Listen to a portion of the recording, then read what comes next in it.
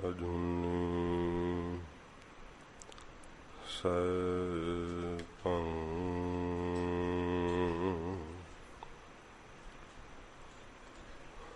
ਗੁਰ ਪ੍ਰਸਾਦਿ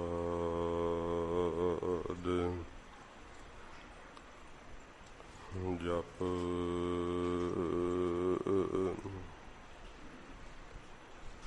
ਆਦਿ ਸਚ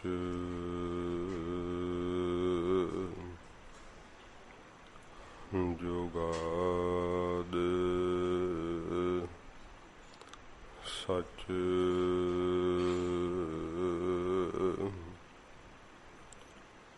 ਹੈ ਭੀ ਸਚ ਨਾਨਕ ਹੋਸੀ ਭੀ ਸਚ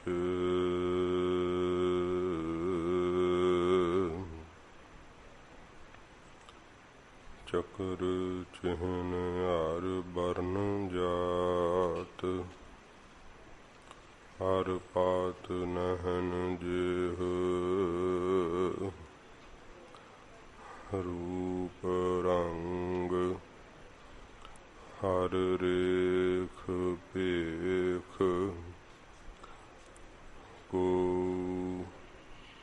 ਕਹਿ ਨਾ ਸਕਤ ਕੇਹ ਅਚਲ ਮੂਰਤ ਅਨਭਉ ਪ੍ਰਕਾਸ਼ ਹਮੇ ਤੋਜ ਕਹਿਜੈ ਕੋਟ ਇੰਦਰ ਇੰਦਰਾਣ ਸਾਹੇ ਸਾਹਣ ਗਣਜੈ ਤ੍ਰਿਭਵਨ ਮਹੀਪ ਸੁਰ ਨਰ ਅਸੁਰ ਨੇਤ ਨੇਤ ਬਨ ਤ੍ਰਿਣ ਕਹਿਤ ਤੁਐ ਸਰਬ ਨਾਮ ਕਥੈ ਕਵਨ ਕਰਮ ਨਾਮ ਬਰਨਤ ਸੁਮਤ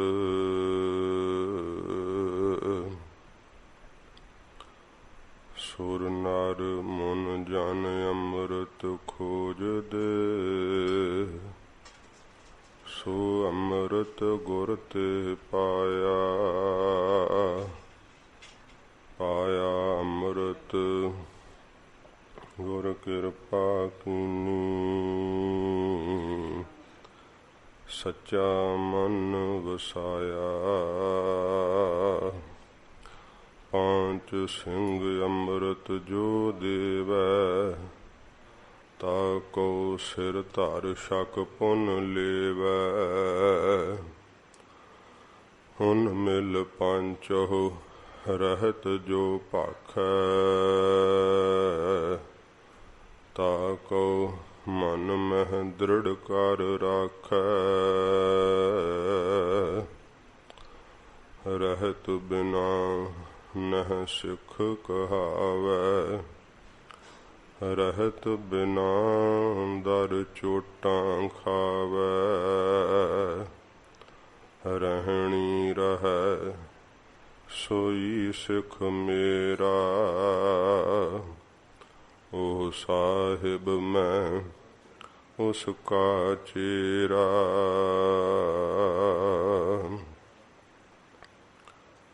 ਸੱਜਣ ਸੱਚਾ ਪਾਤਸ਼ਾਹੋ ਸਿਰ ਸਾਹਾਂ ਦਾ ਸਾਹੋ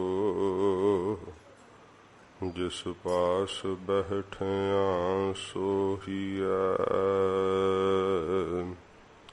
सबना दा विसाहु जिता जियो पिंड सब तेरा तू अंतर जामी पुरख भगवान दासन दास कह जन नानक जिहा तू कराए तेहा हो करी वख्यान हमें दृष्ट शुभ कर हराय अग पाप सकल मल काम क्रोध अर लोभ मोह वास कर सब बल सदा सुख मन वसै दुख संसार खूबै गुर नव निद दरियाओ जन्म हम कालख तोवै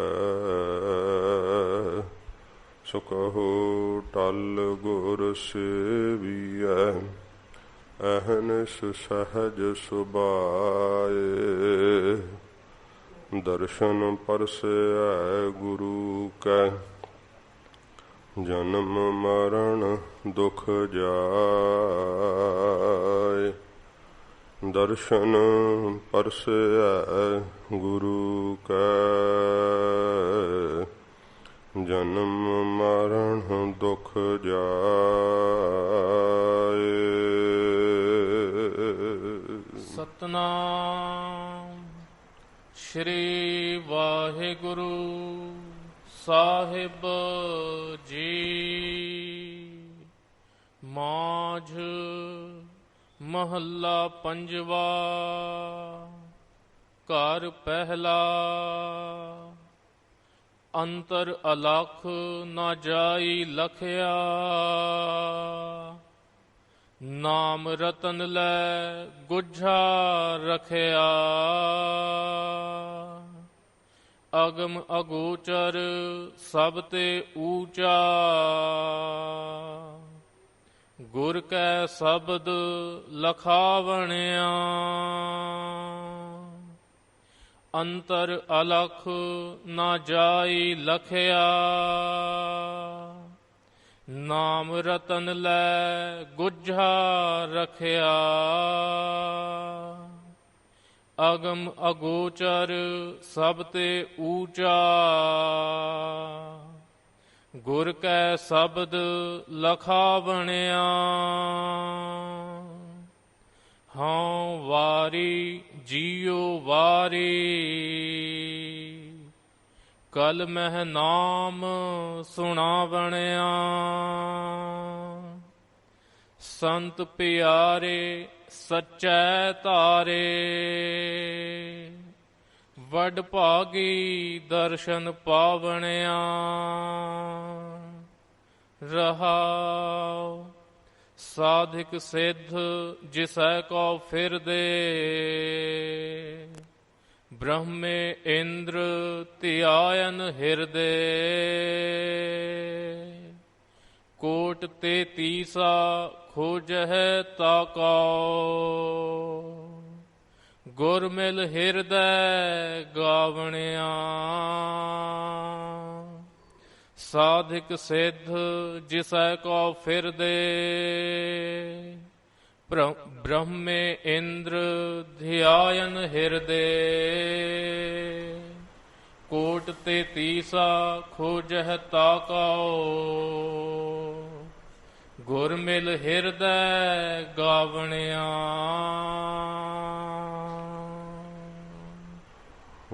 वाहिगुरु जी का खालसा वाहिगुरु जी की फतेह।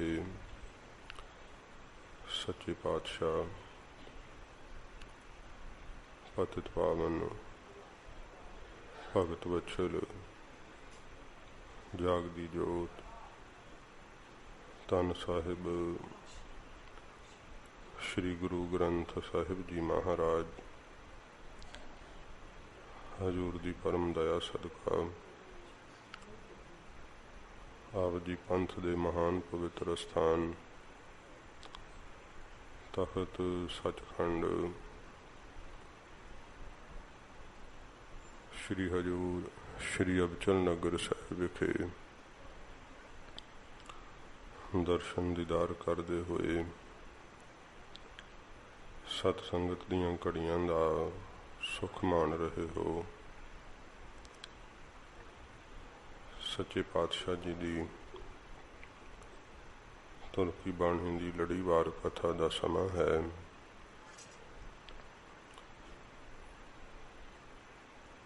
खालसा पंथ दी जो सिरजना धन गुरु गोबिंद सिंह सच्चे पातशाह महाराज कीती है। विसाखी का महान पुरब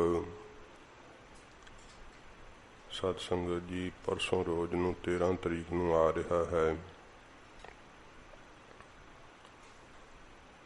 पंथ दे सिरजना की खुशी विच इस दिहाड़े की पवित्र महानता नूं मुख रखदियां होइयां जो सतगुरु जी ने कृपा की सिक्ख्यावां दृढ़ाइयां हजूर दे बख्शिश कीते हुए उपदेश दी आपां कल लड़ी आरंभ कीती सी।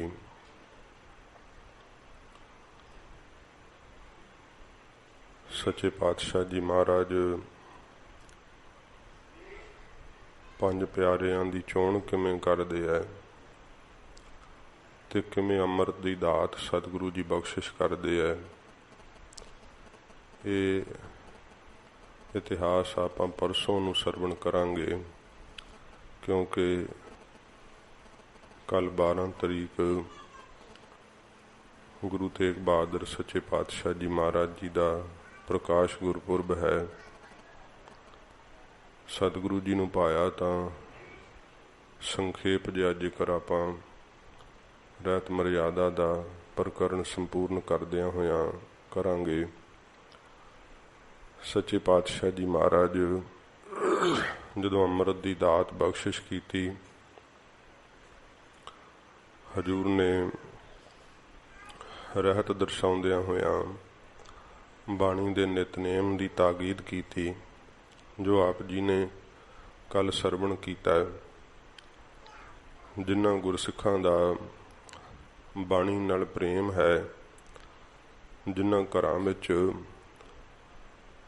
गुरसिख प्रेम नाल नितनेम करदे है उन्हां दे घरां विच पोथीआं साहिब दा अति सत्कार हुंदा है। जिथे नितनेम ना करते होण कोई पुराना बजुर्गों का गुटका साहिब पिया हुंदा है वो भी परछत्ती ते रखिया होवे ते मैले कुचैले रुमाले हुंदे है ते मिट्टी पई हुंदी है उपर कदे सफाई नहीं कीती ते वेखण तो फिर पता लग जांदा है कि ये भाई नितनेम नहीं करते।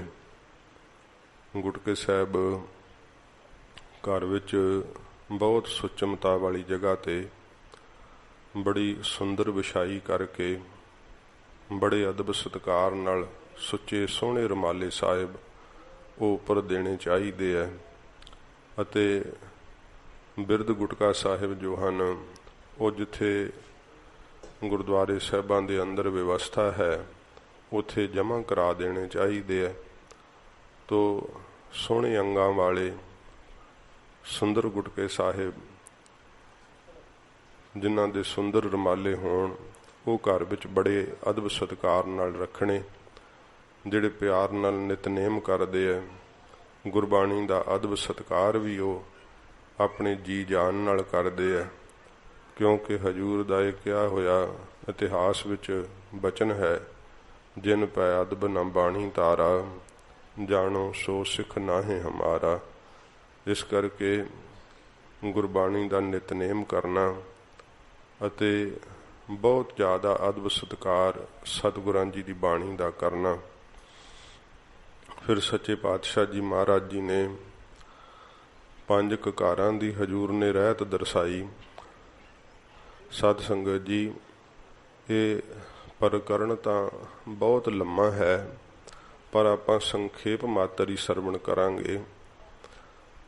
ਸੱਚੇ ਪਾਤਸ਼ਾਹ ਜੀ ਮਹਾਰਾਜ ਨੇ ਕੇਸ ਜੋ ਪਹਿਲਾ ਕਕਾਰ ਬਖਸ਼ਿਸ਼ ਕੀਤਾ, ਆਪਣੀ ਮੋਹਰ ਕਹਿ ਕੇ ਸੱਚੇ ਪਾਤਸ਼ਾਹ ਜੀ ਮਹਾਰਾਜ ਆਗਿਆ ਕੀਤੀ ਕਿ ਕੇਸਾਂ ਦਾ ਭਾਈ ਕਦੇ ਨਰਾਦਰ ਨਹੀਂ ਕਰਨਾ, ਸਗੋਂ ਕਿ ਰਹਿਤਨਾਮਿਆਂ ਵਿੱਚ ਇਹ ਸਤਿਗੁਰਾਂ ਜੀ ਦੇ ਜਿਹੜੇ ਬਚਨ ਹਨ, ਕਿਉਂਕਿ ਸਤਿਗੁਰੂ ਜੀ ਦੇ ਦਰਬਾਰੀ ਕਵੀਆਂ ਨੇ ਰਹਿਤਨਾਮਿਆਂ ਦੀਆਂ ਕਵਿਤਾਵਾਂ ਲਿਖੀਆਂ ਨੇ।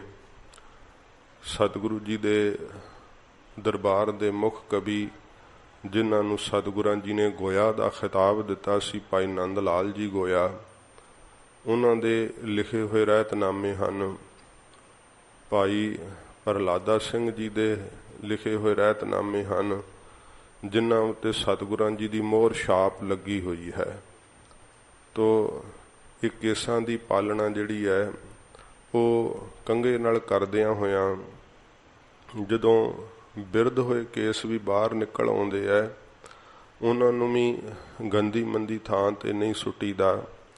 ਘਰ ਵਿੱਚ ਸਾਫ ਸੁਥਰੀ ਕੋਈ ਜਗ੍ਹਾ ਬਣਾ ਕਰਕੇ, ਕੋਈ ਕੱਪੜੇ ਦਾ ਸੋਹਣਾ ਝੋਲਾ ਜਾਂ ਗੁਥਲੀ ਬਣਾ ਕਰਕੇ ਉਹਦੇ ਵਿੱਚ ਜਮ੍ਹਾਂ ਕਰੀ ਜਾਈਦੇ ਆ।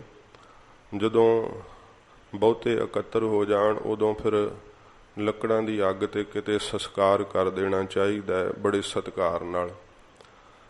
ਤੇ ਜੇ ਆਪਾਂ ਆਪਣੇ ਉਹ ਬਿਰਧ ਕੇਸ ਵੀ, ਕਿਉਂਕਿ ਗੁਰੂ ਸਾਹਿਬ ਨੇ ਆਪਣੀ ਮੋਹਰ ਕਿਹਾ ਹੈ, ਤੇ ਬਹੁਤਾਤ ਜਦੋਂ ਇਹ ਸਤਿਗੁਰੂ ਜੀ ਦਾ ਵੇਖੋ ਧਾਰਮਿਕ ਸਥਾਨ ਹੈ ਸਾਡਾ, ਮਹਾਰਾਜ ਜੀ ਦਾ ਬਖਸ਼ਿਸ਼ ਕੀਤਾ ਹੋਇਆ ਇਹ ਪਵਿੱਤਰ ਸਥਾਨ, ਖਾਲਸਾ ਪੰਥ ਦੇ ਮਹਾਨ ਤਖਤਾਂ ਵਿੱਚੋਂ ਇੱਕ ਤਖਤ ਹੈ ਸਾਧ ਸੰਗਤ ਜੀ, ਜਿੱਥੇ ਮਹਾਰਾਜ ਜੋਤੀ ਜੋਤ ਸਮਾਏ।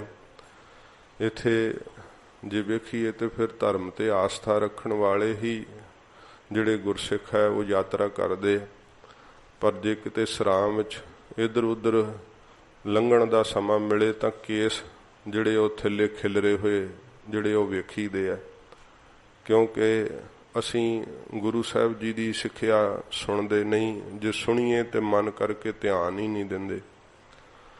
ਕੇਸ ਜਿਹੜੇ ਕੰਘੇ ਨਾਲ ਬਾਹਰ ਆ ਜਾਂਦੇ ਆ ਨਾ, ਉਹ ਲਿਖਿਆ ਹੋਇਆ ਕੇਸਾਂ ਦੀ ਪਾਲਣਾ ਕਰਨ ਬਾਬਤ ਕਿ ਕੰਘਾ ਦੋਨੋਂ ਵਕਤ ਕਰ, ਪਾਗ ਚੁੰਨੀ ਕਰ ਬੰਧਈ, ਦਾਤਨ ਨੀਤ ਕਰੈ ਨਾ ਦੁੱਖ ਪਾਵੈ ਲਾਲ ਜੀ।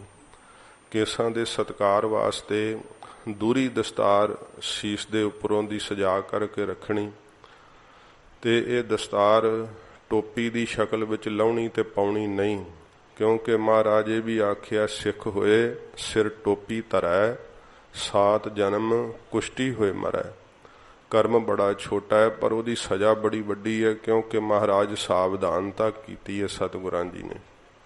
ਤੇ ਕਈਆਂ ਨੇ ਥੱਲੇ ਦਸਤਾਰ ਵੀ ਬੰਨੀ ਹੁੰਦੀ ਹੈ ਪੱਧਰੀ ਜੀ ਕਰਕੇ, ਤੇ ਫਿਰ ਉੱਤੇ ਟੋਪੀ ਪਾਈ ਹੁੰਦੀ ਹੈ। ਹੁਣ ਤਾਂ ਇਹ ਰਿਵਾਜ ਥੋੜਾ ਘਟਿਆ, ਪਰ ਕਈ ਵੱਡਿਆਂ ਸ਼ਹਿਰਾਂ ਵਿੱਚ ਅਜੇ ਵੀ ਸਿੱਖਾਂ ਵਿੱਚ ਜਿਹੜੇ ਬਾੜੇ ਆਪਣੇ ਆਪ ਵਿੱਚ ਪੜ੍ਹੇ ਲਿਖੇ ਮਹਿਸੂਸ ਕਰਦੇ ਹਨ, ਉਹ ਅਜੇ ਵੀ ਸਾਧ ਸੰਗਤ ਜੀ ਕੇਸਾਂ ਦਾ ਵੀ ਜੂੜਾ ਕਰਨਾ ਚਾਹੀਦਾ ਹੈ। ਉਹ ਜੂੜਾ ਨਹੀਂ ਕਰਦੇ, ਕੇਸਾਂ ਨੂੰ ਲਪੇਟ ਲੈਂਦੇ ਆ ਨਾਲ ਹੀ ਪਰਨੇ ਦੇ, ਤੇ ਪਤਾ ਨਾ ਲੱਗੇ ਕਿ ਮੈਂ ਸਿੱਖ ਹਾਂ। ਉੱਤੇ ਟੋਪੀ ਪਾ ਲੈਣੀ ਤੇ ਥੱਲੇ ਦਾੜਾ ਵੀ ਰੱਖਿਆ ਹੁੰਦਾ ਹੈ। ਸਤਿਗੁਰੂ ਜੀ ਨੇ ਕਿਹਾ, ਜੋ ਗੁਰ ਗੋਪੇ ਆਪਣਾ ਤੇ ਨਰ ਬੁਰਿਆਰੀ। ਮਹਾਰਾਜ ਕਹਿੰਦੇ, ਭਾਈ ਜਿਹੜਾ ਆਪਣੇ ਗੁਰੂ ਨੂੰ, ਆਪਣੇ ਗੁਰੂ ਦੇ ਦਿੱਤੇ ਪਹਿਰਾਵੇ ਨੂੰ, ਬਾਣੇ ਨੂੰ ਲੁਕਾਵੇ, ਉਹ ਤਾਂ ਬੜਾ ਬੁਰਾ ਪੁਰਸ਼ ਵਾ। ਸੱਚੇ ਪਾਤਸ਼ਾਹ ਜੀ ਮਹਾਰਾਜ ਕਹਿੰਦੇ, ਚੰਗਾ ਨਹੀਂ ਹੈ, ਭਲਾ ਨਹੀਂ ਹੈ ਉਹ। ਤੋ ਇਹ ਦਸਤਾਰ ਜਿਹੜੀ ਹੈ ਸਤਿਗੁਰਾਂ ਜੀ ਨੇ ਸਜਾਉਣ ਵਾਸਤੇ ਆਗਿਆ ਕੀਤੀ ਹੈ, ਦੂਰੀ ਦਸਤਾਰ ਸਜਾਉਣੀ।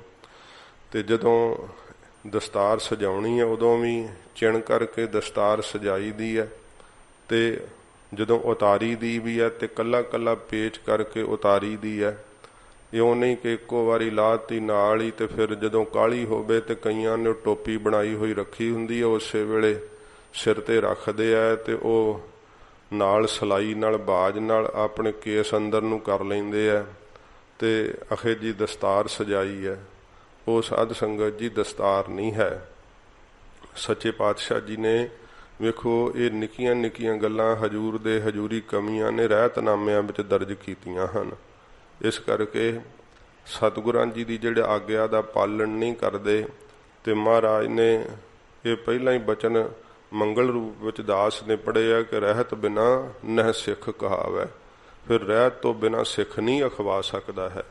ਇਸ ਕਰਕੇ ਜਿਹੜੇ ਹੈ ਬਿਰਧ ਹੋਏ ਕੇਸ ਇਹਨਾਂ ਨੂੰ ਗੰਦੀ ਮੰਦੀ ਥਾਂ ਤੇ ਨਹੀਂ ਸਿੱਟੀਦਾ।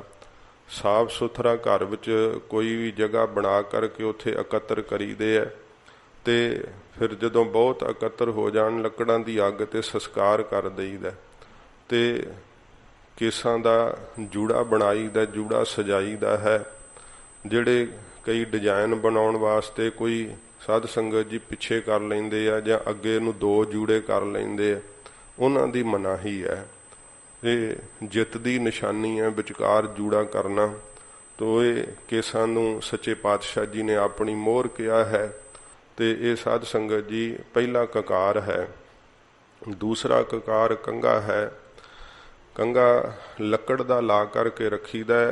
ਹੋਰ ਜਿਵੇਂ ਪਲਾਸਟਿਕ ਦਾ ਇਹ ਜਿਹੜੇ ਆ ਸਾਧ ਸੰਗਤ ਜੀ ਕੰਘੇ ਪ੍ਰਵਾਨ ਨਹੀਂ ਹਨ, ਕਿਉਂਕਿ ਇਹ ਲੱਕੜ ਦੇ ਕੰਘੇ ਦੀ ਵੀ ਮਹਾਨਤਾ ਹੈ। ਜਦੋਂ ਕੇਸਾਂ ਵਿੱਚ ਤੁਸੀਂ ਹਨੇਰੇ ਵਿੱਚ ਕੰਘਾ ਕਰੋ ਨਾ ਤੇ ਮਹਿਸੂਸ ਕਰੋਗੇ ਕੇਸਾਂ ਵਿੱਚ ਜਿਵੇਂ ਬਿਜਲੀ ਲਿਸ਼ਕਦੀ ਹੁੰਦੀ। ਕੇਸਾਂ ਵਿਚਲੀ ਬਿਜਲੀ ਨੂੰ ਵੀ ਇਹ ਸੋਖ ਕੇ ਰੱਖਦਾ ਹੈ, ਸ਼ਾਂਤ ਰੱਖਦਾ ਹੈ। ਆਪਣੇ ਆਪ ਨੂੰ ਚਿਰਵਾ ਕਰਕੇ ਜਿਵੇਂ ਸਭ ਤੋਂ ਸ਼੍ਰੋਮਣੀ ਸਜਦਾ ਨਾ, ਇਵੇਂ ਕੰਘੇ ਤੋਂ ਭਾਵ ਲਈਦਾ ਕਿ ਆਪਣਾ ਆਪ ਭਾਵ ਮੇਟ ਕੇ ਹੰਕਾਰ ਨਾਸ਼ ਕਰਕੇ ਸਭ ਤੋਂ ਉੱਚਾ ਸ਼੍ਰੋਮਣੀ ਖਾਲਸਾ ਸਜਦਾ ਹੈ। ਆਪਸ ਕੋ ਜੋ ਜਾਣੇ ਨੀਚਾ ਸੋ ਗਨੀਐ ਸਭ ਤੇ ਉੱਚਾ। ਇਸ ਭਾਵ ਨੂੰ ਇਹ ਕੰਘੇ ਤੋਂ ਪ੍ਰਾਪਤ ਕਰੀਦਾ ਹੈ। ਫਿਰ ਜਿਵੇਂ ਕੰਘਾ ਬਿਰਧ ਕੇਸਾਂ ਨੂੰ ਬਾਹਰ ਕੱਢ ਦਿੰਦਾ ਨਾ, ਇਵੇਂ ਗੁਰਸਿੱਖਾਂ ਵਿੱਚ ਇਹ ਰਵਾਇਤ ਹੈ ਕਿ ਰੋਜ਼ ਸ਼ਾਮ ਨੂੰ ਦਿਨ ਭਰ ਦੇ ਕੀਤੇ ਹੋਏ ਕਰਮਾਂ ਦੇ ਉੱਤੇ ਵਿਚਾਰ ਰੂਪੀ ਕੰਘਾ ਫੇਰਨਾ ਕਿ ਅੱਜ ਮੈਂ ਕਿੰਨੇ ਚੰਗੇ ਕਰਮ ਕੀਤੇ ਆ ਤੇ ਕਿੰਨੇ ਬੁਰੇ ਹੋ ਗਏ ਮੇਰੇ ਕੋਲੋਂ, ਨਾ ਚਾਹੁੰਦਿਆਂ ਹੋਇਆਂ ਵੀ ਜਿਹੜੇ ਝੂਠ ਨਹੀਂ ਸੀ ਬੋਲਣਾ ਚਾਹੀਦਾ ਪਰ ਤੂੰ ਬੋਲ ਦਿੱਤਾ ਅਗਿਆਤ। ਦਿਲ ਕਿਸੇ ਦਾ ਨਹੀਂ ਸੀ ਦਿਖਾਉਣਾ ਪਰ ਹੰਕਾਰ ਚ ਆਏ ਨੇ ਦੁਖਾਤਾ, ਅਗਿਆਤ ਹੋ ਗਿਆ ਮਨ। ਤੇ ਉਹ ਫਿਰ ਵਿਚਾਰ ਰੂਪੀ ਕੰਘਾ ਫੇਰ ਕੇ ਨਾ ਰੋਜ਼ ਔਗਣਾਂ ਦਾ ਤਿਆਗ ਕਰਦੇ। ਅੱਛਾ ਕੱਲ ਨੂੰ ਨਹੀਂ ਮੈਂ ਹੰਕਾਰ ਕਰਕੇ ਹੁਣ ਕਿਸੇ ਦਾ ਦਿਲ ਦਿਖਾਉਣਾ, ਕੱਲ ਨੂੰ ਮੈਂ ਨਹੀਂ ਝੂਠ ਬੋਲਣਾ, ਮਹਾਰਾਜ ਮੈਨੂੰ ਮਾਫ ਕਰ ਦਿਓ।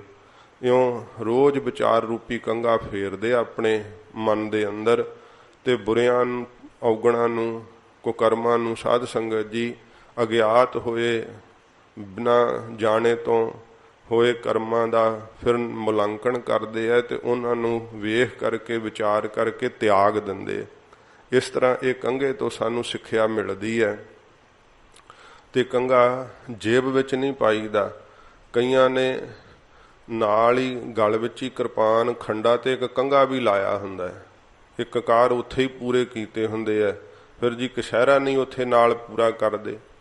ਇਹ ਆਪਣੀ ਮਰਜ਼ੀ ਨਾਲ ਸਾਧ ਸੰਗਤ ਜੀ ਨਹੀਂ ਕਰ ਸਕਦੇ। ਗੁਰੂ ਸਾਹਿਬ ਨੇ ਜਿਹੜੇ ਸਾਨੂੰ ਕਕਾਰਾਂ ਵਜੋਂ ਦਿੱਤੇ, ਕਕਾਰ ਉੱਥੇ ਹੀ ਸੋਭਦੇ ਜਿੱਥੇ ਮਹਾਰਾਜ ਬਖਸ਼ਿਸ਼ ਕੀਤੇ।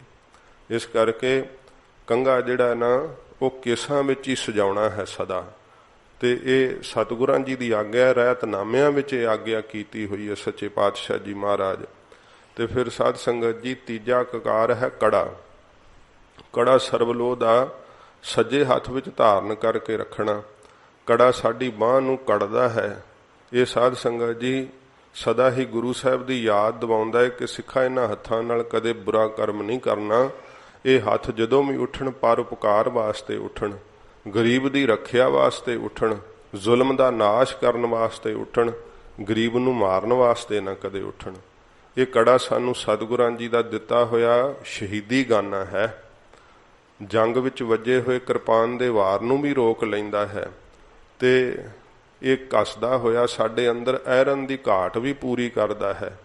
ਫਿਰ ਇਹ ਗੋਲ ਹੁੰਦਾ ਹੈ, ਇਹਦਾ ਕੋਈ ਆਦ ਅੰਤ ਨਹੀਂ ਹੈ। ਇਹ ਪਰਮੇਸ਼ਰ ਦਾ ਜਨਾਇਕ ਹੈ ਸਾਧ ਸੰਗਤ ਜੀ, ਪਰਮੇਸ਼ਰ ਦਾ ਵੀ ਕੋਈ ਆਦ ਅੰਤ ਨਹੀਂ। ਹੁਣ ਮਸ਼ੀਨੀ ਕੜੇ ਉਹੋ ਜਿਹੇ ਬਣਨ ਲੱਗ ਪਏ ਜਿਨ੍ਹਾਂ ਨੂੰ ਦੋ ਸਾਧ ਸੰਗਤ ਜੀ ਉਹ ਸਰੀਏ ਹੀ ਇਕੱਠੇ ਕਰਕੇ ਨਾ ਪਹਿਲੋਂ ਉਹਨਾਂ ਨੂੰ ਸਿੱਧੇ ਕਰਕੇ ਸਾਫ਼ ਕਰ ਦਿੰਦੇ ਆ, ਕਿਉਂਕਿ ਉਹ ਫੈਕਟਰੀਆਂ 'ਚ ਬਣਦੇ ਜੋ ਬਾਹਲੇ ਅੱਜ ਕੱਲ੍ਹ, ਤੇ ਫਿਰ ਉਹਨਾਂ ਨੂੰ ਵੈਲਡਿੰਗ ਕਰ ਕਰਕੇ ਨਾ ਉਹ ਜੋੜ ਪਾਈ ਜਾਂਦੇ ਆ। ਉਹ ਜਿਹੜਾ ਜੋੜ ਪਿਆ ਹੁੰਦਾ ਉਹ ਕੜਾ ਨਹੀਂ ਹੁੰਦਾ ਜਿਹਨੂੰ ਜੋੜ ਪਿਆ ਹੋਵੇ, ਕਿਉਂਕਿ ਉਹਦਾ ਤਾਂ ਫਿਰ ਇੱਕ ਸਿਰਾ ਦਿਸਦਾ ਤੇ ਦੂਸਰਾ ਸਿਰਾ ਵੀ ਦਿਸਦਾ ਹੈ, ਤੇ ਉਹ ਵੈਲਡਿੰਗ ਦਾ ਜੋੜ ਟੁੱਟ ਵੀ ਜਾਂਦਾ ਹੈ। ਪਰ ਜਿਹੜੇ ਕੜੇ ਸਾਧ ਸੰਗਤ ਜੀ ਹੱਥ ਦੇ ਬਣੇ ਹੋਏ ਕੜੇ ਤਕਰੀਬਨ ਹਜੂਰ ਸਾਹਿਬ ਇੱਥੇ ਉਹ ਕੜੇ ਮਿਲ ਜਾਂਦੇ ਆ, ਜਿਹੜੇ ਸਾਧ ਸੰਗਤ ਜੀ ਜਿਨ੍ਹਾਂ ਵਿੱਚ ਜੋੜ ਨਹੀਂ ਹੁੰਦਾ। ਤੋ ਜਥੇਦਾਰ ਬਾਬਾ ਕੁਲਵੰਤ ਸਿੰਘ ਜੀ ਉਹਨਾਂ ਦੇ ਪੁਰਖੇ ਇਹ ਸੇਵਾ ਕਰਦੇ ਰਹੇ ਆ ਇੱਥੇ। ਉਹਨਾਂ ਦੇ ਸਾਧ ਸੰਗਤ ਜੀ ਜਿਹੜੇ ਗੁਰਸਿੱਖ ਪਿਆਰ ਨਾਲ ਇੱਥੇ ਯਾਤਰਾ ਕਰਨ ਆਇਆ ਕਰਦੇ ਤੇ ਦੱਸਿਆ ਕਰਦੇ ਕਿ ਸਾਡੇ ਬਜ਼ੁਰਗ ਪੁੱਛਿਆ ਕਰਦੇ ਕਿ ਭਾਈ ਤੈਨੂੰ ਜਪਜੀ ਸਾਹਿਬ ਯਾਦ ਆ? ਜਿਹਨੂੰ ਜਪਜੀ ਸਾਹਿਬ ਯਾਦ ਹੁੰਦਾ ਉਹਨੂੰ ਇੱਕ ਕੜਾ ਜਿਹੜਾ ਸੀ ਉਹ ਪਹਿਨਣ ਵਾਸਤੇ ਫਿਰ ਦਿੰਦੇ। ਇਹ ਕੜਾ ਜਿਹੜਾ ਸਾਧ ਸੰਗਤ ਜੀ ਜੋੜ ਵਾਲਾ ਹੋਵੇ ਤੇ ਫਿਰ ਉਹ ਕੜਾ ਨਹੀਂ ਖਵਾਉਂਦਾ। ਹੁਣ ਤਾਂ ਸਮਾਂ ਇਹੋ ਜਿਹਾ ਆ ਗਿਆ, ਕਈਆਂ ਨੇ ਚੂੜੀਆਂ ਵਰਗੇ ਕੜੇ ਪਾਏ ਹੁੰਦੇ, ਗਜਰਿਆਂ ਵਰਗੇ ਕੜੇ ਪਾਏ ਹੁੰਦੇ ਆ। ਇੱਕ ਉਹ ਜਿਵੇਂ ਸਾਈਕਲ ਦੀ ਗਰਾਰੀ ਨਹੀਂ ਹੁੰਦੀ ਉਹਦੇ ਉੱਤੇ ਟੱਕ ਜੇ ਲੱਗੇ ਹੁੰਦੇ, ਐਵੇਂ ਟੱਕਾਂ ਵਾਲਾ ਉਹ ਕੜਾ ਪਾਇਆ ਹੁੰਦਾ ਉੱਤੋਂ। ਤੇ ਇਸ ਤਰ੍ਹਾਂ ਸਾਧ ਸੰਗਤ ਜੀ ਜਿਹੜਾ ਹੈ ਉਹ ਕੋਈ ਵੀ ਪ੍ਰਕਾਰ ਦਾ ਕੜਾ ਜਿਹੜਾ ਨਾ ਉਹ ਮਹਾਰਾਜ ਪ੍ਰਵਾਨ ਨਹੀਂ ਕੀਤਾ। ਸਰਬਲੋਹ ਦਾ ਕੜਾ, ਕਈਆਂ ਨੇ ਬੜੇ ਠਾਠ ਨਾਲ ਸੋਨੇ ਦਾ ਕੜਾ ਪਾਇਆ ਹੁੰਦਾ, ਤੇ ਪੁੱਛੀਏ ਜੀ ਕੜਾ ਕਿੱਥੇ ਆ? ਵੇਖੋ ਕਹਿੰਦੇ ਪਾਇਆ। ਉਹ ਭਾਈ ਸੋਨੇ ਦਾ ਨਹੀਂ ਮਹਾਰਾਜ ਆਖਿਆ, ਸੋਨੇ ਦਾ ਵੀ ਪਾਉਣਾ ਤੇ ਪਾ ਲਓ, ਪਰ ਸਰਬਲੋਹ ਦਾ ਤਾਂ ਜ਼ਰੂਰ ਪਾਓ ਨਾ। ਤੁਸੀਂ ਸਰਬਲੋਹ ਦੇ ਕੜੇ ਦਾ ਤਿਆਗ ਕਰਕੇ ਸੋਨੇ ਦਾ ਕੜਾ ਪਾਇਆ ਹੋਇਆ, ਇਹ ਮਹਾਰਾਜ ਦੀ ਆਗਿਆ ਨਹੀਂ ਹੈ। ਤੋ ਸਰਬਲੋਹ ਦਾ ਕੜਾ ਜਿਹੜਾ ਸਾਧ ਸੰਗਤ ਜੀ ਉਹ ਆਪਣੇ ਸੱਜੇ ਹੱਥ ਵਿੱਚ ਧਾਰਨ ਕਰਨਾ ਚਾਹੀਦਾ ਹੈ। ਹੋਰ ਕਿਸੇ ਵੀ ਪ੍ਰਕਾਰ ਦਾ ਜਿਹੜਾ ਨਾ ਕੜਾ ਗਜਰੇ ਦੀ ਸ਼ਕਲ ਵਰਗਾ ਜਾਂ ਚੂੜੀ ਵਰਗਾ ਜਾਂ ਉਹ ਗਰਾਰੀ ਜੀ ਵਰਗਾ ਜਿਹਦੇ ਉੱਤੇ ਡਿਜ਼ਾਈਨ ਪਏ ਹੋਣ, ਕਈਆਂ ਨੇ ਵਿੱਚ ਦੀ ਆਪਣਾ ਨਾਮ ਵੀ ਜਿਹੜਾ ਨਾ ਉਹ ਛੇਕ ਪਵਾ ਕੇ ਲਿਖਾਇਆ ਹੁੰਦਾ ਹੈ। ਕੜਾ ਵੀ ਸਾਧ ਸੰਗਤ ਜੀ ਜਿਹਦੇ ਵਿੱਚ ਕੋਈ ਇਹੋ ਜਿਹੇ ਜਿਹੜੇ ਛੇਕ ਨਾ ਪਾਏ ਹੋਣ, ਕਿਉਂਕਿ ਕੜੇ ਨੂੰ ਮਾਂਜ ਕੇ ਸੁਚਮਤਾ ਦੇ ਸਹਿਤ ਕਰੀਦਾ।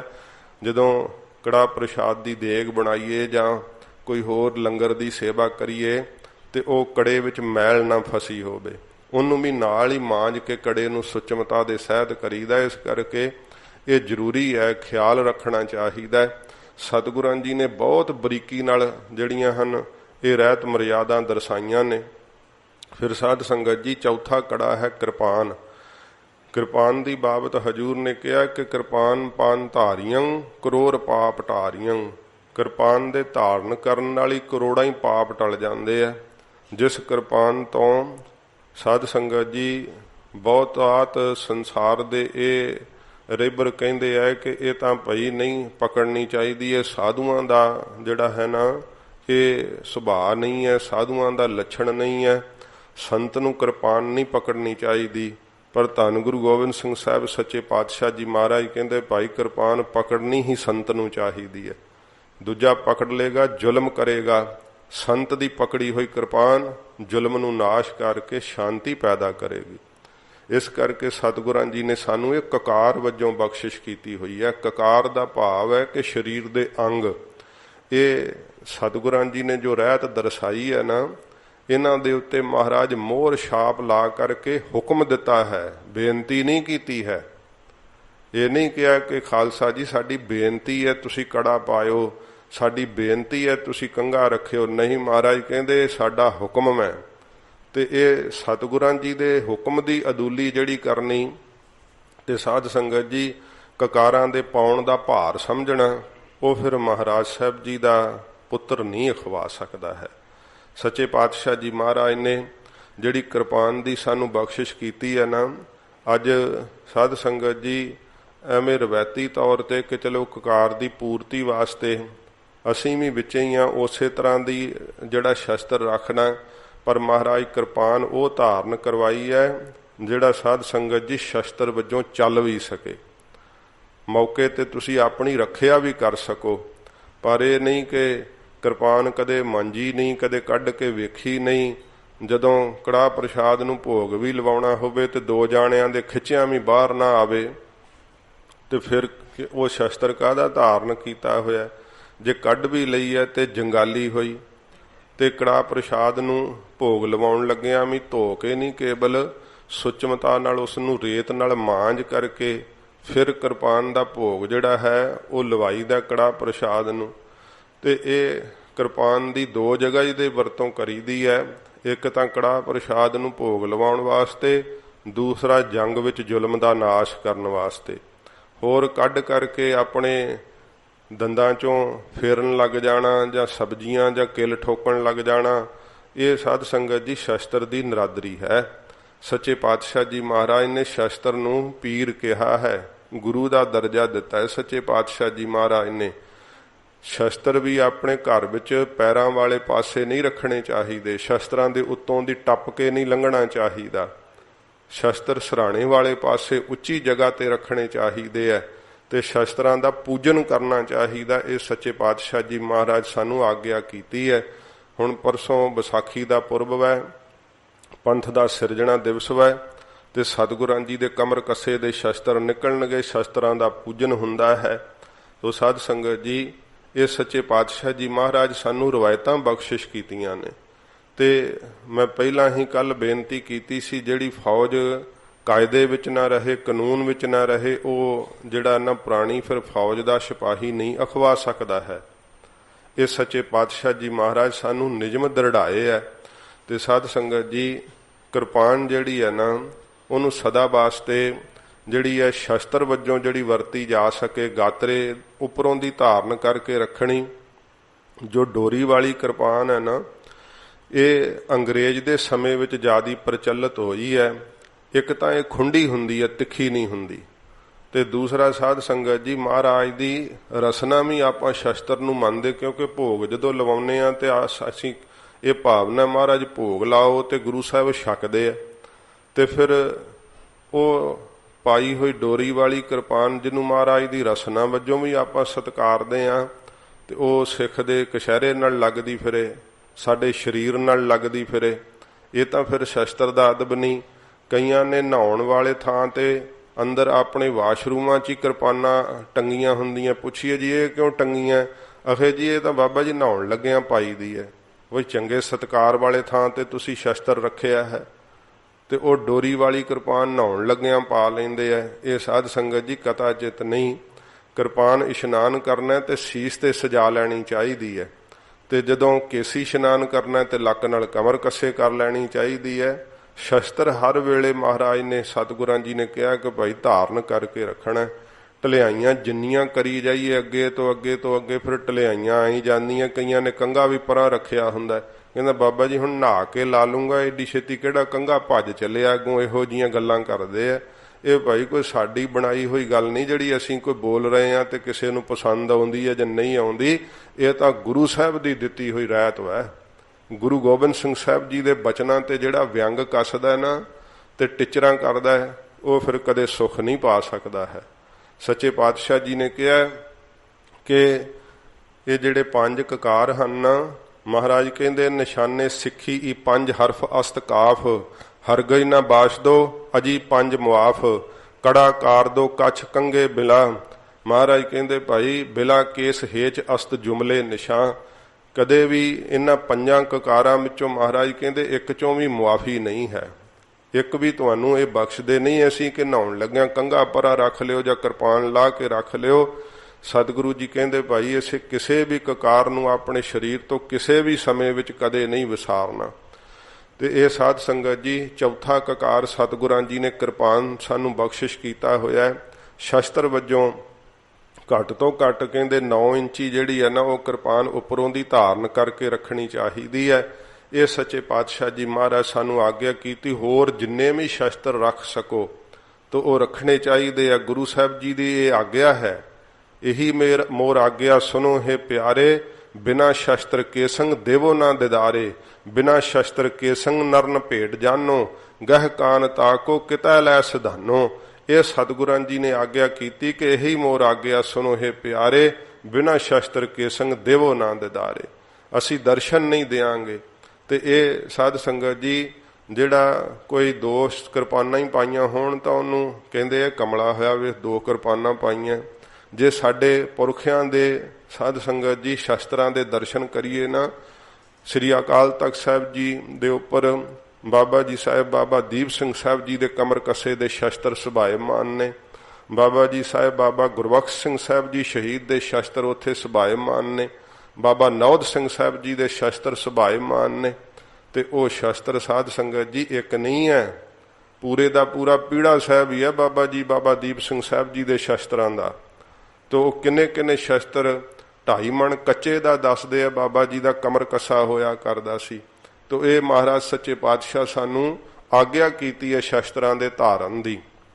ਇਹ ਸ਼ਸਤਰ ਸਾਧ ਸੰਗਤ ਜੀ ਜ਼ੁਲਮ ਕਰਨ ਵਾਸਤੇ ਨਹੀਂ ਦਿੱਤੇ, ਇਹ ਸ਼ਸਤਰ ਜ਼ੁਲਮ ਨੂੰ ਨਾਸ਼ ਕਰਨ ਵਾਸਤੇ ਸਤਿਗੁਰਾਂ ਦਿੱਤੇ ਹੈ। ਵੱਖਰੀ ਗੱਲ ਹੈ ਕਿ ਸਿੱਖਾਂ ਦੇ ਜਿਹੜੇ ਵਿਰੋਧੀ ਹੈ ਉਹ ਪਾਈ ਹੋਈ ਕਿਰਪਾਨ ਤੇ ਪਾਬੰਦੀਆਂ ਲਾਉਂਦੇ ਆ, ਕਿਉਂਕਿ ਉਹ ਕਹਿੰਦੇ ਆ ਕਿ ਕਿਰਪਾਨ ਜਿਹੜੀ ਆ ਫਿਰਕਾ ਪ੍ਰਸਤੀ ਦੀ ਨਿਸ਼ਾਨੀ ਹੈ, ਪਰ ਇਹ ਕਿਰਪਾਨ ਏਕਤਾ ਦੀ ਨਿਸ਼ਾਨੀ ਹੈ।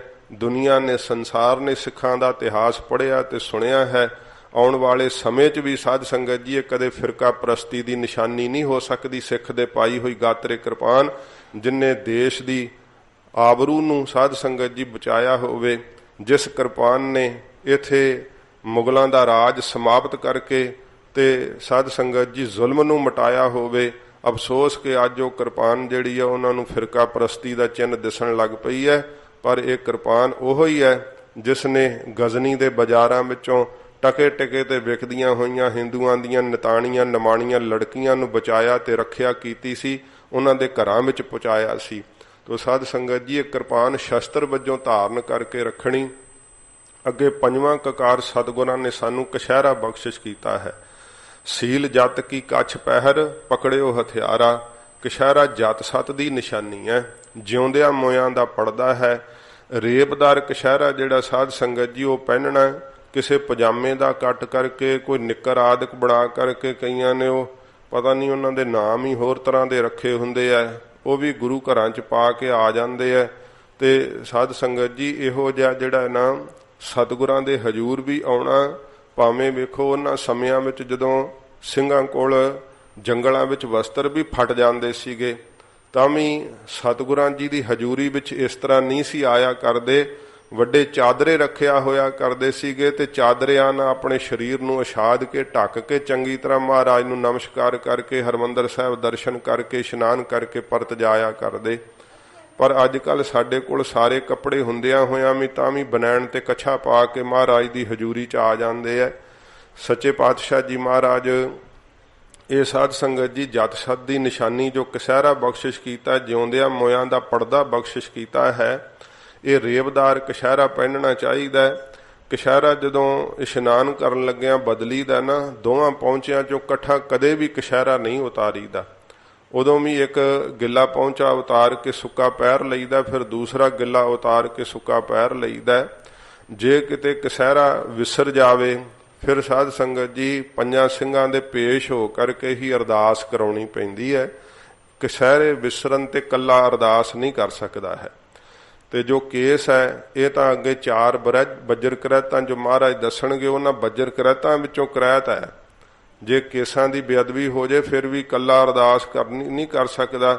ਕਈ ਵਾਰੀ ਕੋਈ ਇੱਕ ਅੱਧਾ ਧੌਲਾ ਆਇਆ ਹੋਵੇ ਤੇ ਸ਼ੀਸ਼ੇ ਮੂਹਰੇ ਮੋਚਨਾ ਲੈ ਕੇ ਬੈਠ ਜਾਂਦੇ ਤੇ ਖਿੱਚਦੇ ਰਹਿੰਦੇ ਆ, ਜਾਂ ਨੱਕ ਚੋਂ ਕੇਸ ਖਿੱਚਦੇ ਰਹਿੰਦੇ ਆ।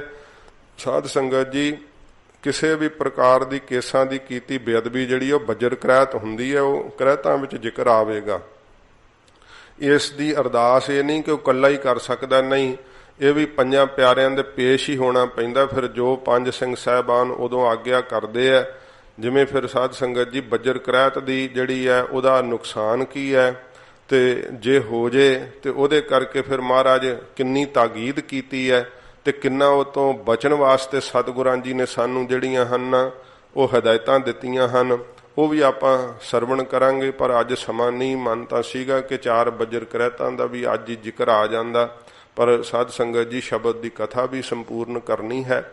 ਤੋ ਸਤਿਗੁਰਾਂ ਜੀ ਨੇ ਇਹ 5ਵਾਂ ਕਕਾਰ ਜਿਹੜਾ ਨਾ ਉਹ ਕਛਹਿਰਾ ਬਖਸ਼ਿਸ਼ ਕੀਤਾ ਹੈ। ਕਦੇ ਵੀ ਦੋਹਾਂ ਲੱਤਾਂ ਵਿੱਚੋਂ ਕਛਹਿਰਾ ਨਹੀਂ ਵਿਸਾਰੀਦਾ।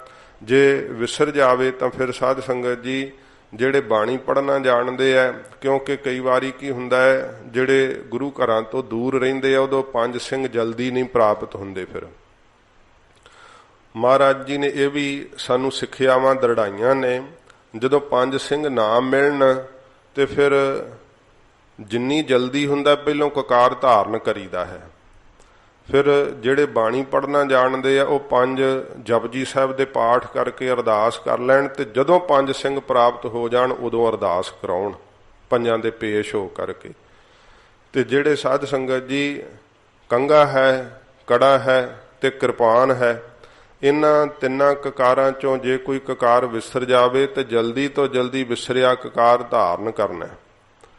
ਤੇ ਫਿਰ ਕਕਾਰ ਧਾਰਨ ਕਰਕੇ ਜੇ ਬਾਣੀ ਪੜ੍ਹਨਾ ਜਾਣਦੇ ਆ ਤੇ ਜਪਜੀ ਸਾਹਿਬ ਦਾ ਪਾਠ ਕਰਨਾ। ਜੇ ਬਾਣੀ ਪੜ੍ਹਨਾ ਨਹੀਂ ਜਾਣਦੇ ਤੇ 15-20 ਮਿੰਟ ਮੂਲ ਮੰਤਰ ਦਾ ਜਾਂ ਗੁਰਮੰਤਰ ਦਾ ਜਾਪ ਕਰਨਾ, ਅਰਦਾਸ ਕਰਨੀ ਹੈ, ਫਿਰ ਕੁਝ ਛਕਣਾ।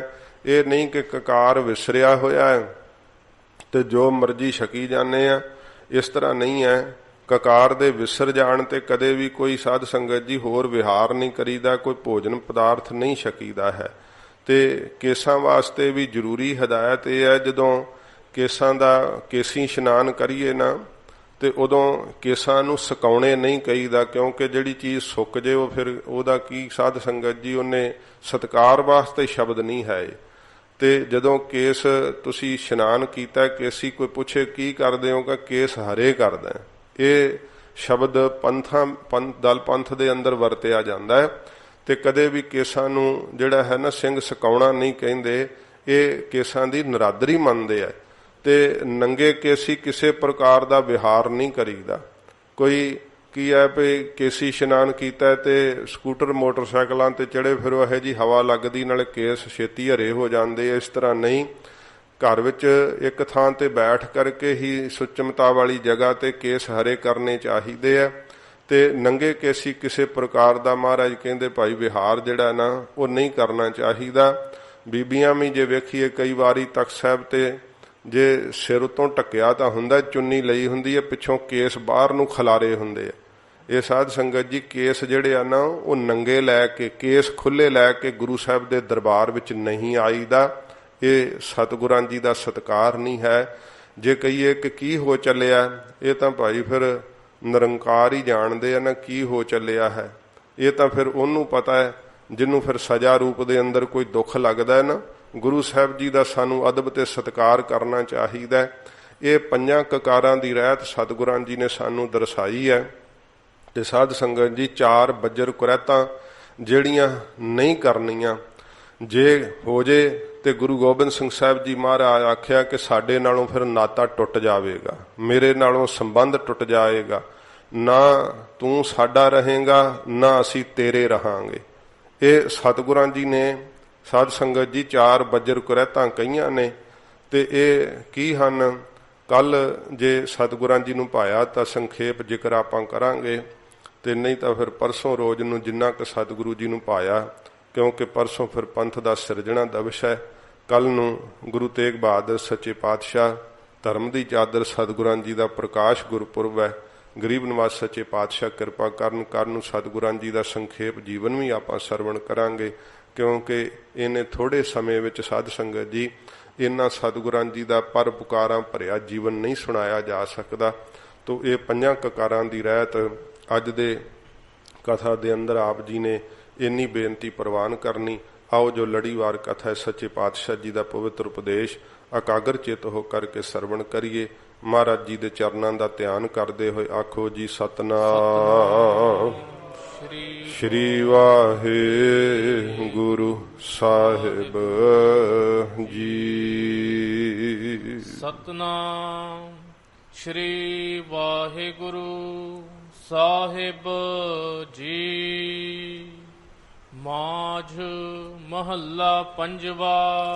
ਸੱਚੇ ਪਾਤਸ਼ਾਹ ਧੰਨ ਗੁਰੂ ਅਰਜਨ ਸਾਹਿਬ ਜੀ ਮਹਾਰਾਜ ਗੁਰੂ ਰਾਮਦਾਸ ਸਾਹਿਬ ਜੀ ਮਹਾਰਾਜ ਦੀ ਇੱਕ ਅਸ਼ਟਪਦੀ ਆਈ ਮਾਝ ਰਾਗ ਦੇ ਅੰਦਰ, ਉਹ ਸੰਪੂਰਨ ਹੋਈ ਕੱਲ। ਤੇ ਅੱਗੇ ਗੁਰੂ ਅਰਜਨ ਸਾਹਿਬ ਜੀ ਮਹਾਰਾਜ ਮਾਝ ਰਾਗ ਵਿੱਚ ਸਤਿਗੁਰੂ ਜੀ ਆਪਣੇ ਸ਼੍ਰੀ ਕੰਠ ਤੋਂ ਅੰਮ੍ਰਿਤ ਉਪਦੇਸ਼ ਦੀ ਬਖਸ਼ਿਸ਼ ਕਰਦੇ ਹਨ। ਘਰ ਪਹਿਲੇ ਘਰ ਸੁਰਤਾਲ ਦੇ ਅੰਦਰ ਹਜੂਰ ਫਰਮਾਉਂਦੇ ਆ, ਅੰਤਰ ਅਲਖ ਨਾ ਜਾਈ ਲਖਿਆ। ਹਜੂਰ ਦੇ ਚਰਨਾਂ ਵਿੱਚ ਸਿੱਖਾਂ ਨੇ ਬੇਨਤੀ ਕੀਤੀ ਹੈ, ਮਹਾਰਾਜ ਇਹ ਸੰਸਾਰ ਦੇ ਅੰਦਰ ਮਹਾਰਾਜ ਸਾਰੇ ਧਾਰਮਿਕ ਗ੍ਰੰਥ ਇਹ ਉਪਦੇਸ਼ ਦਿੰਦੇ ਆ ਕਿ ਪਰਮੇਸ਼ਰ ਜੀਵ ਦੇ ਅੰਦਰ ਹੀ ਹੈ, ਪਰ ਮਹਾਰਾਜ ਉਹ ਅੰਦਰ ਸਪਰਸ਼ ਕਿਉਂ ਨਹੀਂ ਹੁੰਦਾ ਸੱਚੇ ਪਾਤਸ਼ਾਹ?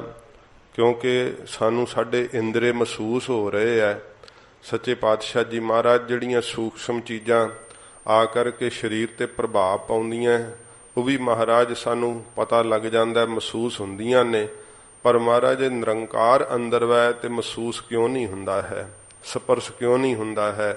ਤੇ ਹਜੂਰ ਸਿੱਖਾਂ ਦੀ ਬੇਨਤੀ ਸੁਣ ਕਰਕੇ ਫਰਮਾਉਂਦੇ ਆ, ਅੰਤਰ ਅਲਖ ਨਾ ਜਾਈ ਲਖਿਆ। ਹਜੂਰ ਕਹਿੰਦੇ ਆ ਗੁਰਸਿੱਖੋ, ਉਹ ਅਲਖ ਨਾ ਲਖੇ ਜਾਣ ਵਾਲਾ ਵਾਹਿਗੁਰੂ ਪਰਮੇਸ਼ਰ ਉਹ ਹਰੇਕ ਦੇ ਅੰਦਰ ਵਸ ਰਿਹਾ ਹੈ।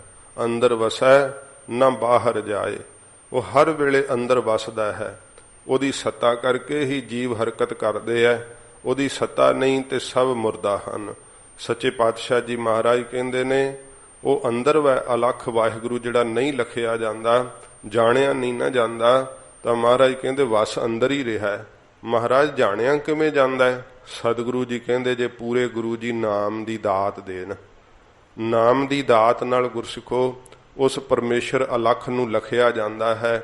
ਪੂਰੇ ਗੁਰੂ ਜੀ ਦੇ ਮੰਤਰ ਨਾਲ, ਸ਼ਬਦ ਨਾਲ ਲਖਿਆ ਜਾਂਦਾ ਹੈ।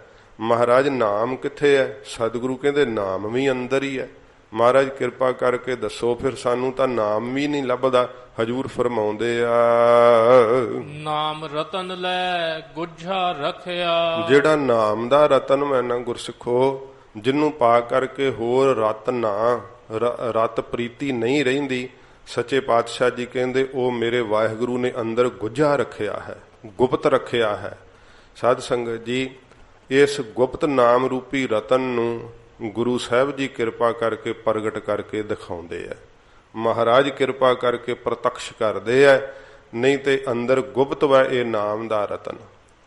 ਮਹਾਰਾਜ ਸੱਚੇ ਪਾਤਸ਼ਾਹ ਨੇ ਕਿਹਾ, ਤੂੰ ਹਿਰਦੈ ਗੁਪਤ ਵਸੈ ਦਿਨ ਰਾਤੀ, ਤੇਰਾ ਭਾਵ ਨਾ ਬੁੱਝੈ ਗਾਵਾਰੀ। ਗਾਵਾਰਪਣੇ ਵਿੱਚ, ਗਾਫਲਤਾਈ ਦੇ ਅੰਦਰ ਜੀਵ ਨੂੰ ਪਤਾ ਹੀ ਨਹੀਂ ਲੱਗਦਾ ਕਿ ਮੇਰੇ ਅੰਦਰ ਨਾਮ ਦਾ ਰਤਨ ਮੈਂ ਗੁਪਤ ਰੱਖਿਆ ਹੋਇਆ ਹੈ ਵਾਹਿਗੁਰੂ ਨੇ।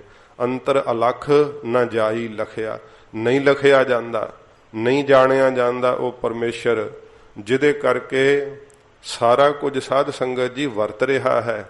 ਸਰੀਰ ਹਰਕਤ ਕਰ ਰਿਹਾ ਹੈ, ਨੇਤਰ ਦੇਖਦੇ, ਕੰਨ ਸੁਣਦੇ, ਜੀਭਾ ਬੋਲਦੀ ਹੈ, ਉਹ ਹੀ ਨਹੀਂ ਲਖਿਆ ਜਾ ਰਿਹਾ। ਜੀਵ ਦਾ ਧਿਆਨ ਨਹੀਂ ਕੇਂਦਰਿਤ ਹੋ ਰਿਹਾ, ਹਰ ਵੇਲੇ ਦਰਿਆ ਵਾਂਗ ਫੁਰਨਿਆਂ ਦਾ ਵਹਿਣ ਵਗ ਰਿਹਾ ਹੈ, ਕਦੇ ਮੁੜਦਾ ਹੀ ਨਹੀਂ ਹੈ। ਫੁਰਨਿਆਂ ਦਾ ਵਹਿਣ ਰੁਕੇ ਤੇ ਆਪਣੇ ਆਪ ਬਾਰੇ ਸੋਚੇ ਨਾ, ਫੁਰਨੇ ਦੂਸਰੇ ਬਾਰੇ ਹੀ ਸੋਚਣ ਲਾ ਦਿੰਦੇ ਆ। ਬਾਹਰ ਨੂੰ ਹੀ ਫੁਰਨੇ ਵਗ ਰਹੇ ਆ, ਕਦੇ ਆਪਣੇ ਅੰਦਰ ਨੂੰ ਫੁਰਨਾ ਹੀ ਨਹੀਂ ਕੀਤਾ ਕਿ ਮਨਾ ਤੂੰ ਕੌਣ ਹੈ, ਕਿਵੇਂ ਲੱਤਾਂ ਦੇ ਭਾਰ ਤੁਰਿਆ ਫਿਰਦਾ, ਸੋਚਦਾ ਮੈਂ ਸਰੀਰ ਹੈ, ਮੇਰੇ 'ਚ ਬਲ ਹੈ, ਖੂਨ ਮੇਰੇ 'ਚ ਚੱਲਦਾ ਤੇ ਇਹ ਮੈਂ ਆਪਣੇ ਬਲ ਨਾਲ ਤੁਰਿਆ ਫਿਰਦਾ। ਸਾਧ ਸੰਗਤ ਜੀ, ਆਪਣੇ ਬਲ ਨਾਲ ਨਹੀਂ ਤੁਰਿਆ ਫਿਰਦਾ ਹੈ, ਉਹ ਸੱਤਾ ਦਾ ਬਲ ਵੈ ਅੰਦਰ। ਸਤਿਗੁਰੂ ਕਹਿੰਦੇ ਨੇ ਉਹ ਲਖਿਆ ਨਹੀਂ ਜਾਂਦਾ, ਅਲਖ ਵੈ, ਨਾ ਬੁੱਧੀ ਕਰਕੇ ਲਖਿਆ ਜਾਂਦਾ ਹੈ, ਨਾ ਮਹਾਰਾਜ ਕਹਿੰਦੇ ਸਰੀਰ ਦੀ ਕਿਸੇ ਸ਼ਕਤੀ ਕਰਕੇ ਲਖਿਆ ਜਾਂਦਾ ਹੈ। ਸਾਧ ਸੰਗਤ ਜੀ, ਜੋ ਪਰਮੇਸ਼ਰ ਨਾ ਬੁੱਧ ਹੈ, ਨਾ ਪ੍ਰਾਣ ਹੈ, ਨਾ ਦੇਹ ਹੈ, ਨਾ ਸੂਖਸ਼ਮ ਸਰੀਰ ਹੈ। ਜਿਵੇਂ ਸ਼ਾਸਤਰ ਵੀ ਕਹਿੰਦੇ ਆ, ਇਹ ਨਾ ਹੋਈ, ਇਸ ਤੇ ਪਰੈ ਭਿੰਨ ਹੈ ਸੋਈ। ਨਾ ਕਹਿੰਦੇ ਉਹ ਪ੍ਰਾਣ ਹੈ, ਨਾ ਬੁੱਧ ਵੈ, ਨਾ ਦੇਹ ਹੈ, ਨਾ ਸੂਖਸ਼ਮ ਸਰੀਰ ਵੈ। ਤੋ ਉਹ ਕੌਣ ਹੈ? ਕਹਿੰਦੇ ਅਲਖ ਵੈ, ਲਖਿਆ ਨਹੀਂ ਜਾਂਦਾ ਹੈ। ਨਾ ਬੁੱਧੀ ਕਰਕੇ, ਨਾ ਸ਼ਕਤੀ ਕਰਕੇ, ਨਾ ਇੰਦਰੀਆਂ ਕਰਕੇ, ਨਾ ਮਨ ਕਰਕੇ, ਅਸ਼ੁੱਧ ਮਨ ਕਰਕੇ। ਅਸ਼ੁੱਧ ਮਨ ਕਰਕੇ ਉਹ ਲਖਿਆ ਨਹੀਂ ਜਾਂਦਾ, ਉਸ ਨੂੰ ਸਮਝਿਆ ਨਹੀਂ ਜਾਂਦਾ।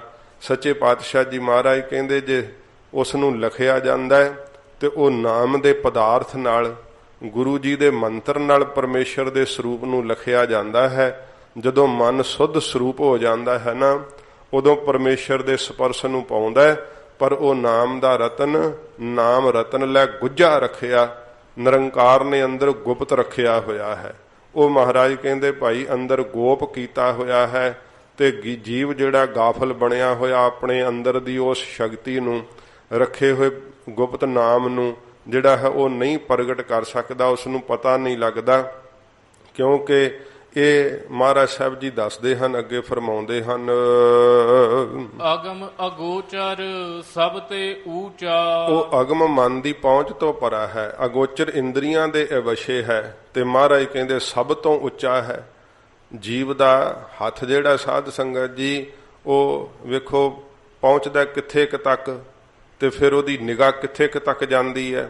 ਨਿਗਾਹ ਦੇ ਵੀ ਵਿੰਨਣ ਦੀ ਸ਼ਕਤੀ ਹੈ ਨਾ, ਜਿੱਥੇ ਤੱਕ ਵਿੰਨ ਸਕੇ, ਜਿੱਥੋਂ ਟਕਰਾ ਕੇ ਮੁੜਦੀ ਹੈ ਨਾ ਉਹ ਚੀਜ਼ ਦਿਸਦੀ ਹੈ। ਜਿੱਥੋਂ ਨਿਗਾਹ ਟਕਰਾ ਕੇ ਨਾ ਮੁੜੇ ਉਹ ਸਾਨੂੰ ਦਿਸਦੀ ਨਹੀਂ ਹੁੰਦੀ। ਤੇ ਕਈ ਸੂਖਸ਼ਮ ਚੀਜ਼ਾਂ ਜਿਹੜੀਆਂ ਸਾਧ ਸੰਗਤ ਜੀ ਜਿੱਥੇ ਨਿਗਾਹ ਟਕਰਾਉਂਦੀ ਨਹੀਂ, ਇਸ ਕਰਕੇ ਉਹ ਦਿਸਦੀਆਂ ਨਹੀਂ ਹਨ। ਤੋ ਸੱਚੇ ਪਾਤਸ਼ਾਹ ਜੀ ਮਹਾਰਾਜ ਕਹਿੰਦੇ ਭਾਈ ਇੰਦਰੀਆਂ ਦੇ ਵੀ ਉਹ ਅਵਿਸ਼ੇ ਹੈ ਤੇ ਮਨ ਦੀ ਪਹੁੰਚ ਤੋਂ ਪਰੇ ਹੈ। ਤੇ ਸਤਿਗੁਰੂ ਜੀ ਕਹਿੰਦੇ ਭਾਈ ਉੱਥੇ ਤੱਕ ਜੀਵ ਪਹੁੰਚ ਨਹੀਂ ਸਕਦਾ ਹੈ, ਇੰਨਾ ਉਹ ਪਰਮੇਸ਼ਰ ਉੱਚਾ ਹੈ। ਗਰੀਬ ਨਿਵਾਜ ਸਤਿਗੁਰੂ ਜੀ ਫਰਮਾਉਂਦੇ ਹਨ, ਫਿਰ ਪੜ੍ਹਦੇ ਹੋ, ਅਗਮ ਅਗੋਚਰ ਸਭ ਤੇ ਊਚਾ। ਸਭ ਤੋਂ ਉੱਚਾ ਹੈ। ਸੱਚੇ ਪਾਤਸ਼ਾਹ ਜੀ ਮਹਾਰਾਜ ਕਹਿੰਦੇ ਭਾਈ ਬ੍ਰਹਮਾ ਤੋਂ ਵੀ, ਦੇਵੀ ਦੇਵਤਿਆਂ ਤੋਂ ਵੀ, ਇਸ ਦਿਸਦੇ ਹੋਏ ਆਕਾਸ਼ ਤੋਂ ਵੀ ਸੱਚੇ ਪਾਤਸ਼ਾਹ ਜੀ ਮਹਾਰਾਜ ਕਹਿੰਦੇ ਭਾਈ ਉੱਚਾ ਹੈ।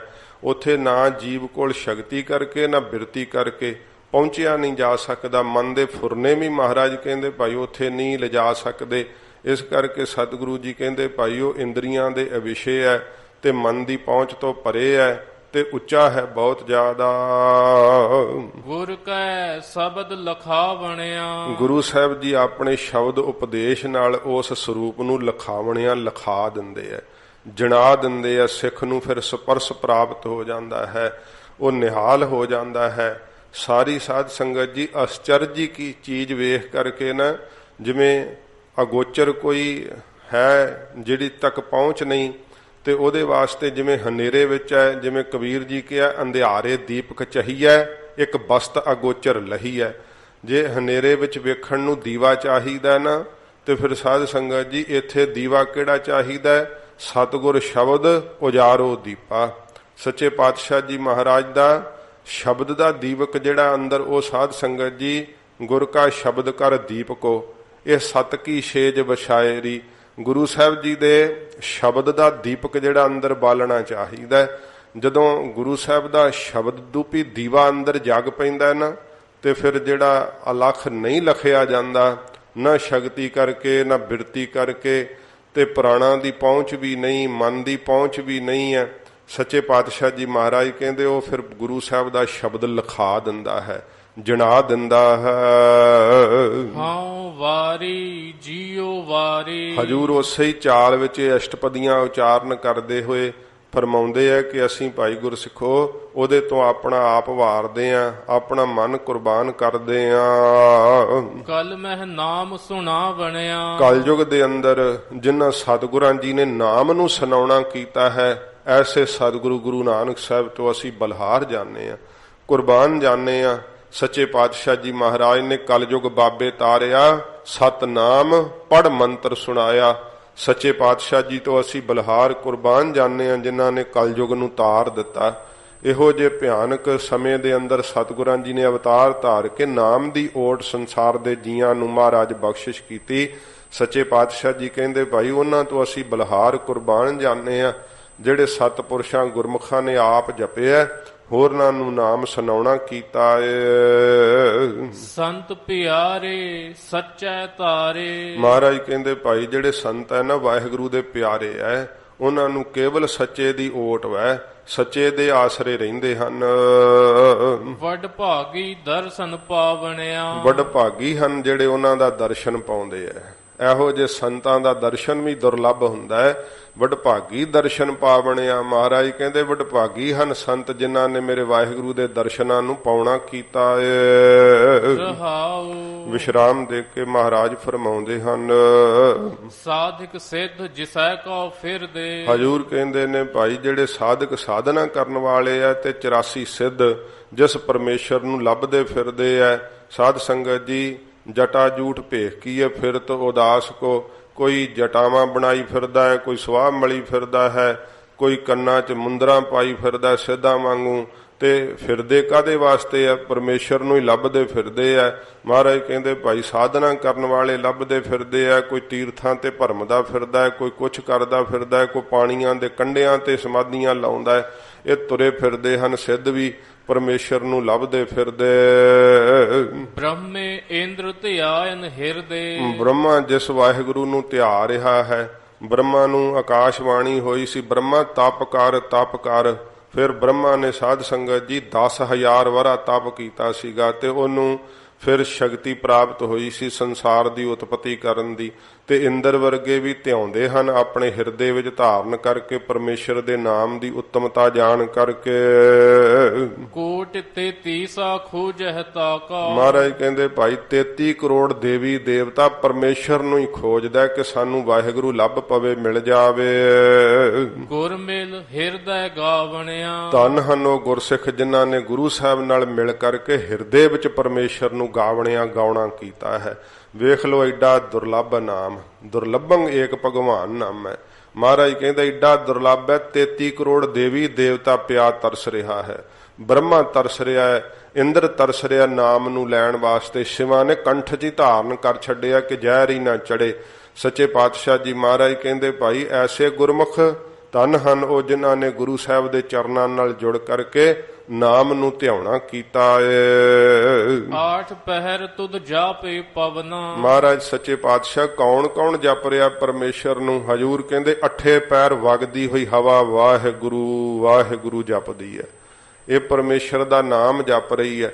ਜਦੋਂ ਗੁਰੂ ਨਾਨਕ ਸਾਹਿਬ ਜੀ ਮਹਾਰਾਜ ਨੂੰ ਕਿਹਾ ਸੀ ਨਾ, ਦਸਤਗੀਰ ਪੀਰ ਨੇ ਕਹਿੰਦਾ ਮਹਾਰਾਜ ਸ਼ਰ੍ਹਾ ਤੋੜਤੀ ਤੁਸਾਂ ਇੱਥੇ ਆ ਆਪਣਾ ਰਬਾਬ ਵਜਾ ਕੇ ਕੀਰਤਨ ਕਰਕੇ। ਸਤਿਗੁਰੂ ਜੀ ਕਹਿੰਦੇ ਨੇ ਇਹ ਜਿਹੜਾ, ਕਿਉਂਕਿ ਇਸਲਾਮ ਦੇ ਅੰਦਰ ਸਾਧ ਸੰਗਤ ਜੀ ਜਿਹੜਾ ਸੰਗੀਤ ਹੈ ਨਾ ਉਹ ਮੰਨਿਆ ਜਾਂਦਾ ਹੈ ਕਿ ਇਹ ਅਸ਼ਲੀਲਤਾ ਪੈਦਾ ਕਰਦਾ, ਮਨ ਨੂੰ ਚੰਚਲ ਕਰਦਾ ਹੈ।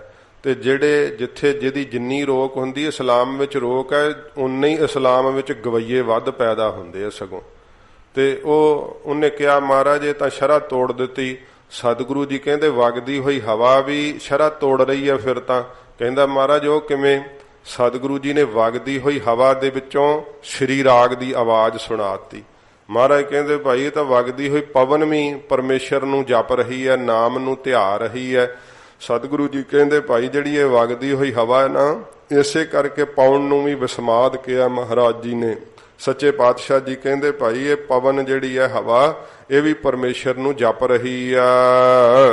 ਧਰਤੀ ਸੇਵਕ ਪਾਇਕ ਚਰਨਾ। ਸੇਵਕ ਦਾਸਾ ਭਾਵ ਧਾਰ ਕਰਕੇ ਜਿਹੜੀ ਧਰਤੀ ਹੈ ਨਾ, ਉਹ ਮਹਾਰਾਜ ਆਪ ਜੀ ਦੇ ਚਰਨਾਂ ਦੀ ਪਾਇਕ ਦਾਸੀ ਬਣ ਰਹੀ ਹੈ।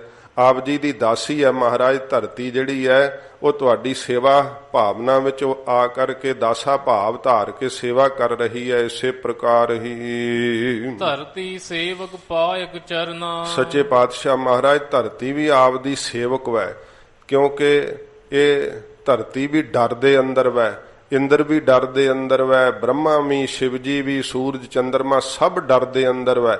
ਇਹ ਧਰਤੀ ਵੀ ਵਾਹਿਗੁਰੂ ਦੇ ਡਰ ਦੇ ਅੰਦਰ ਵੈ, ਸੇਵਾ ਕਰ ਰਹੀ ਹੈ ਮਹਾਰਾਜ ਸੱਚੇ ਪਾਤਸ਼ਾਹ ਜੀ ਦੀ। ਤੇ ਪਾਇਕ ਚਰਨਾ, ਪਾਇਕ ਤੋਂ ਹੁੰਦਾ ਪਾਵਕ, ਪਾਵਕ ਤੋਂ ਕੀ ਅੱਗ। ਮਹਾਰਾਜ ਅੱਗ ਵੀ ਤੁਹਾਡੇ ਚਰਨਾਂ ਦੀ ਦਾਸੀ ਹੈ। ਭੈ ਵਿੱਚ ਅਗਨ ਕੱਢਾ ਬੇਗਾਰ। ਅੱਗ ਵੀ ਜੇ ਲਾਟਾਂ ਕੱਢਦੀ ਹੈ ਤੇ ਮਹਾਰਾਜ ਤੁਹਾਡੇ ਭੈ 'ਚ ਹੀ ਲਾਟਾਂ ਕੱਢ ਰਹੀ ਹੈ। ਮਹਾਰਾਜ ਦੇ ਭੈ 'ਚ ਹੀ ਹੈ ਨਾ ਤਤ, ਤਾਂ ਹੀ ਭਗਤ ਪ੍ਰਹਲਾਦ ਜੀ ਨੂੰ ਅੱਗ ਨੇ ਸਾੜਨੋਂ ਹੀ ਇਨਕਾਰ ਕਰ ਦਿੱਤਾ ਸੀ ਨਾ। ਇਹ ਭੈ 'ਚ ਹੀ ਹਨ ਸਾਰੇ ਤਤ। ਇਸੇ ਪ੍ਰਕਾਰ ਹੀ ਧਰਤੀ ਸੇਵਕ ਪਾਇਕ ਚਰਨਾ। ਜਿਨ੍ਹਾਂ ਦੇ ਮਹਾਰਾਜ ਅੰਦਰ ਧਰਤੀ ਵਰਗੀ ਧੀਰਜ ਆ ਜਾਂਦੀ ਹੈ ਨਾ, ਤੁਹਾਡੇ ਦਰ ਦੇ ਸੇਵਕ ਬਣ ਜਾਂਦੇ। ਸੱਚੇ ਪਾਤਸ਼ਾਹ ਜੀ ਮਹਾਰਾਜ ਉਹ ਗਰੀਬ ਨਿਵਾਜ ਸਤਿਗੁਰੂ ਜੀ ਆਪ ਦੇ ਚਰਨਾਂ ਦੇ ਪਾਇਕ ਦਾਸ ਹਨ। ਗਰੀਬ ਨਿਵਾਜ ਜਿਨ੍ਹਾਂ ਨੂੰ ਆਪ ਨੇ ਨਿਮਰਤਾ ਬਖਸ਼ਿਸ਼ ਕੀਤੀ ਹੈ, ਧਰਤੀ ਵਰਗਾ ਧੀਰਜ ਮਹਾਰਾਜ ਜਿਨ੍ਹਾਂ ਨੂੰ ਬਖਸ਼ ਦਿੱਤਾ, ਉਹਨਾਂ ਨੂੰ ਤੁਹਾਡੀ ਸੇਵਾ ਦਾ ਮਾਣ ਪ੍ਰਾਪਤ ਹੋਇਆ ਹੈ। ਸੱਚੇ ਪਾਤਸ਼ਾਹ ਜੀ ਮਹਾਰਾਜ ਮੁੱਖ ਅਰਥ ਇਹੋ ਲਾਉਣਾ ਕਿ ਧਰਤੀ ਸੇਵਾ ਕਰ ਰਹੀ ਹੈ ਤੇ ਅੱਗ ਵੀ ਮਹਾਰਾਜ ਤੁਹਾਡਾ ਨਾਮ ਜਪ ਰਹੀ ਹੈ। ਖਾਣੀ ਬਾਣੀ ਸਰਬ ਨਿਵਾਸੀ, ਮਹਾਰਾਜ ਸਾਰਿਆਂ ਦੇ ਅੰਦਰ ਤੁਹਾਡਾ ਨਿਵਾਸ ਹੈ। ਚਾਰ ਖਾਣੀਆਂ ਨੇ ਅੰਡਜ ਜੇਰਜ ਸੇਤਜ ਤੇ ਉਤਪਜ, ਚਾਰ ਬਾਣੀਆਂ ਨੇ ਜਿਹੜੀ ਬੈਖਰੀ ਬਾਣੀ ਹੈ, ਮਧਮਾ ਹੈ, ਪਸੰਤੀ ਹੈ ਤੇ ਪਰਾ ਬਾਣੀ ਹੈ। ਇਹਨਾਂ ਅੰਦਰ ਮਹਾਰਾਜ ਤੁਹਾਡਾ ਹੀ ਵਾਸ ਹੈ, ਚਾਰੇ ਖਾਣੀਆਂ ਅੰਦਰ ਤੇ ਚਾਰੇ ਬਾਣੀਆਂ ਅੰਦਰ। ਸਭਨਾ ਕੈ ਮਨ ਭਾਵਣਿਆ, ਮਹਾਰਾਜ ਸਾਰਿਆਂ ਦੇ ਮਨ ਨੂੰ ਤੁਸੀਂ ਆਕਰਸ਼ਿਤ ਕਰਦੇ ਹੋ। ਜਿਹਨੂੰ ਕਿਤੇ ਸਪਰਸ਼ ਮਿਲਦਾ ਨਾ ਉਹ ਖਿੱਚਿਆ ਹੀ ਜਾਂਦਾ ਹੈ ਮਹਾਰਾਜ ਵੱਲ। ਜਿਹੜੇ ਸਾਧ ਸੰਗਤ ਜੀ ਜਦੋਂ ਅੰਮ੍ਰਿਤ ਦੀ ਬਾਬਤ ਜ਼ਿਕਰ ਆਉਂਦਾ ਹੈ, ਲੜਾਈ ਪੈ ਗਈ ਸੀ, ਦੈਂਤ ਵੀ ਚਾਹੁੰਦੇ ਸੀ ਨਾ ਕਿ ਸਾਨੂੰ ਮਿਲ ਜਾਵੇ। ਉਹ ਤਾਂ ਫਿਰ ਮਹਾਰਾਜ ਸਾਰੀ ਸਾਖੀ ਸ੍ਰੀ ਦਸਮ ਦੇ ਅੰਦਰ ਲਿਖੀ ਹੋਈ ਹੈ ਕਿ ਕਿਵੇਂ ਦੇਵਤਿਆਂ ਨੇ ਫਿਰ ਜਿਹੜਾ ਸੀ ਨਾ ਉਹ ਅੰਮ੍ਰਿਤ ਆਪ ਪਾਨ ਕੀਤਾ ਸੀਗਾ। ਇਸ ਤਰ੍ਹਾਂ ਸਾਰੇ ਹੀ ਆਕਰਸ਼ਿਤ ਹੁੰਦੇ ਹੈ, ਸਭ ਦੇ ਮਨ ਨੂੰ ਭਾਵਣਿਆ ਪਾਉਂਦਾ ਹੈ ਪਰਮੇਸ਼ਰ, ਪਰ ਗੁਰੂ ਜੀ ਤੋਂ ਬਿਨਾਂ ਨਹੀਂ ਭਾਈ ਮਿਲਦਾ। ਸਾਚਾ ਸਾਹਿਬ ਗੁਰਮੁਖ ਜਾਪੈ, ਮਹਾਰਾਜ ਕਹਿੰਦੇ ਮੇਰੇ ਸੱਚੇ ਸਾਹਿਬ ਮਾਲਕ ਨੂੰ ਗੁਰੂ ਜੀ ਦੁਆਰਾ ਭਾਈ ਗੁਰਮੁਖ ਜਿਹੜੇ ਆ ਉਹ ਜਾਣ ਲੈਂਦੇ ਆ, ਸਮਝ ਲੈਂਦੇ ਆ, ਗੁਰੂ ਜੀ ਦੁਆਰਾ ਜਪਦੇ ਹਨ। ਪੂਰੇ ਗੁਰ ਕੈ ਸ਼ਬਦ ਸਿਆਪੈ, ਪੂਰੇ ਗੁਰੂ ਜੀ ਦੇ ਸ਼ਬਦ ਉਪਦੇਸ਼ ਨਾਲ ਉਹਨਾਂ ਨੇ ਸਿਆਪੈ ਪਹਿਚਾਣ ਲਿਆ ਹੈ। ਆਪਣੇ ਆਤਮਿਕ ਸਰੂਪ ਨੂੰ, ਆਪਣੇ ਬ੍ਰਹਮ ਸਰੂਪ ਨੂੰ, ਆਪਣੇ ਆਪ ਨੂੰ ਉਹਨਾਂ ਪਹਿਚਾਣ ਲਿਆ ਕਿ ਮੈਂ ਸਰੀਰ ਨਹੀਂ, ਮੈਂ ਜੰਮਣ ਮਰਨ ਵਿੱਚ ਨਹੀਂ ਆ। ਪੂਰੇ ਗੁਰੂ ਜੀ ਦੇ ਸ਼ਬਦ ਉਪਦੇਸ਼ ਨਾਲ ਉਹਨਾਂ ਨੂੰ ਸਮਝ ਪੈ ਗਈ ਆ। ਜਿਨ ਪੀਆ ਸੇ ਤ੍ਰਿਪਤਾ ਸੇ, ਜਿਨੇ ਪੀ ਲਿਆ ਮਹਾਰਾਜ ਕਹਿੰਦੇ ਗੁਰੂ ਜੀ ਕੋਲੋਂ ਨਾਮ ਅੰਮ੍ਰਿਤ, ਉਹ ਫਿਰ ਤ੍ਰਿਪਤ ਹੋ ਗਏ। ਜਿਹੜੇ ਗੁਰੂ ਸਾਹਿਬ ਦੇ ਖੰਡੇ ਬਾਟੇ ਦਾ ਅੰਮ੍ਰਿਤ ਛਕਦੇ ਆ ਤੇ ਗੁਰੂ ਜੀ ਕੋਲੋਂ ਲੈ ਕੇ ਗੁਰਮੰਤਰ ਤੇ ਮੂਲ ਮੰਤਰ ਜਪਦੇ ਆ, ਉਹ ਭਾਈ ਤ੍ਰਿਪਤ ਹੋ ਜਾਂਦੇ ਆ। ਸੱਚੇ ਸੱਚ ਅਘਾਵਣਿਆ, ਮਹਾਰਾਜ ਕਹਿੰਦੇ ਸੱਚੇ ਪਰਮੇਸ਼ਰ ਨੂੰ ਨਿਸ਼ਚੈ ਕਰਕੇ ਜਪਦੇ ਹੋਏ ਤ੍ਰਿਪਤ ਹੋ ਗਏ, ਅਘਾ ਗਏ। ਨਾ ਉਹਨਾਂ ਨੂੰ ਇਸ ਲੋਕ ਦੇ ਸੁੱਖਾਂ ਦੀ ਇੱਛਾ ਰਹੀ, ਨਾ ਪਰਲੋਕ ਦੇ ਅੰਦਰ ਇੰਦਰ ਦੇ ਵਰਗੇ ਭੋਗਾਂ ਦੇ ਭੋਗਣ ਦੀ ਕੋਈ ਇੱਛਾ ਰਹੀ। ਉਹ ਤਾਂ ਸੱਚਖੰਡ ਵਿੱਚ ਨਿਵਾਸ ਕਰ ਲੈਂਦੇ ਆ। ਤਿਸ ਘਰ ਸਹਿਜਾ ਸੂਈ ਸੁਹੇਲਾ, ਫਿਰ ਪੜੋ ਤਿਸ ਘਰ ਸਹਿਜਾ ਸੂਈ ਸੁਹੇਲਾ, ਫਿਰ ਪੜੋ ਤਿਸ ਘਰ ਸਹਿਜਾ ਸੂਈ ਸੁਹੇਲਾ। ਸੱਚੇ ਪਾਤਸ਼ਾਹ ਜੀ ਮਹਾਰਾਜ ਕਹਿੰਦੇ ਭਾਈ ਤਿਸ ਘਰ ਹਿਰਦੇ ਰੂਪੀ ਘਰ ਦੇ ਅੰਦਰ ਉਹੋ ਹੀ ਸੁਹੇਲਾ ਸੁਖੀ ਹੈ ਜਿਹਨੂੰ ਗਰੀਬ ਨਵਾਜ ਕਹਿੰਦੇ ਭਾਈ ਸਹਿਜ ਗਿਆਨ ਪ੍ਰਾਪਤ ਹੋ ਗਿਆ। ਉਹ ਹਿਰਦਾ ਰੂਪੀ ਘਰ ਗਰੀਬ ਨਵਾਜ ਕਹਿੰਦੇ ਸੁਹੇਲਾ ਸੁਖੀ ਹੋ ਜਾਂਦਾ ਹੈ ਜਿਹਨੂੰ ਗੁਰੂ ਸਾਹਿਬ ਦੇ ਕੋਲੋਂ ਸਹਿਜ ਗਿਆਨ ਪ੍ਰਾਪਤ ਹੋ ਜਾਂਦਾ ਏ। ਆਨੰਦ ਬਿਨੋਦ ਕਰੇ ਸਦਕੇਲਾ, ਉਹ ਫਿਰ ਸਾਧ ਸੰਗਤ ਜੀ ਆਨੰਦ ਨੂੰ ਦੇਣ ਵਾਲਾ ਜੋ ਪਰਮੇਸ਼ਰ ਹੈ ਨਾ, ਉਹਦੇ ਨਾਲ ਬਿਨੋਦ ਖੇਲਾਂ ਕਰਦਾ ਹੋਇਆ ਸੱਚੇ ਪਾਤਸ਼ਾਹ ਜੀ ਕਹਿੰਦੇ ਸਦਾ ਖੁਸ਼ੀਆਂ ਮਾਣਦਾ, ਸਦਾ ਆਨੰਦ ਮਾਣਦਾ। ਇਸੇ ਪ੍ਰਕਾਰ ਹੀ ਤਿਸ ਘਰ ਸਹਿਜਾ ਸੂਈ ਸੁਹੇਲਾ, ਮਹਾਰਾਜ ਕਹਿੰਦੇ ਤਿਸ ਗੁਰਸਿੱਖ ਦਾ ਘਰ ਜਿਹੜਾ ਨਾ ਗਿਆਨ ਦੇ ਸਹਿਤ ਪ੍ਰਕਾਸ਼ ਪੈਂਦਾ ਹੈ, ਸੁਖੀ ਹੋ ਜਾਂਦਾ ਹੈ। ਉਹਦਾ ਮਹਾਰਾਜ ਕਹਿੰਦੇ ਭਾਈ ਇਹੋ ਜਿਹਾ ਆਨੰਦ ਦਾ ਭਾਵ ਅੰਦਰ ਬਣਦਾ ਹੈ, ਕਦੇ ਖਿਆਲ ਮਾਤਰ ਵੀ, ਫੁਰਨੇ ਮਾਤਰ ਵੀ ਉਹਨਾਂ ਨੂੰ ਦੁੱਖ ਨਹੀਂ ਆ ਕਰਕੇ ਸਤਾਉਂਦਾ। ਬ੍ਰਹਮਾ ਆਨੰਦ ਦੇ ਸੁਖ ਵਿੱਚ ਮਹਾਰਾਜ ਕਹਿੰਦੇ ਸੁਹੇਲੇ ਹੋ ਜਾਂਦੇ, ਸੁਖੀ ਹੋ ਜਾਂਦੇ ਆ। ਆਨੰਦ ਬਿਨੋਦ ਕਰੇ ਸਦਕੇਲਾ, ਸਦਾ ਹੀ ਕੇਲਾਂ ਖੁਸ਼ੀਆਂ ਕਰਦਾ ਹੈ ਮੇਰਾ ਵਾਹਿਗੁਰੂ, ਉਹ ਜੋ ਆਨੰਦ ਦੇ ਦੇਣ ਵਾਲਾ ਹੈ। ਤੇ ਬਨੋਦ ਸਾਧ ਸੰਗਤ ਜੀ ਕੌਤਕਾਂ ਦੇ ਕਰਨ ਵਾਲਾ ਹੈ। ਬਨੋਦ ਕੌਤਕਾਂ ਦੇ ਕਰਨ ਵਾਲਾ ਪਰਮੇਸ਼ਰ ਜਿਨ੍ਹਾਂ ਦੇ ਅੰਦਰ ਆ ਕਰਕੇ ਕੇਲ ਆਪਣੀ ਖੁਸ਼ੀ ਪ੍ਰਗਟ ਕਰ ਦਿੰਦਾ ਨਾ, ਮਹਾਰਾਜ ਕਹਿੰਦੇ ਭਾਈ ਉਹਨਾਂ ਨੂੰ ਆਨੰਦ ਹੀ ਆਨੰਦ, ਖੇੜਾ ਹੀ ਖੇੜਾ ਬਣ ਜਾਂਦਾ ਹੈ। ਉਹ ਸਦਾ ਹੀ ਕੇਲਾਂ ਖੁਸ਼ੀਆਂ ਕਰਦੇ ਆ, ਆਨੰਦ ਮਾਣਦੇ ਆ।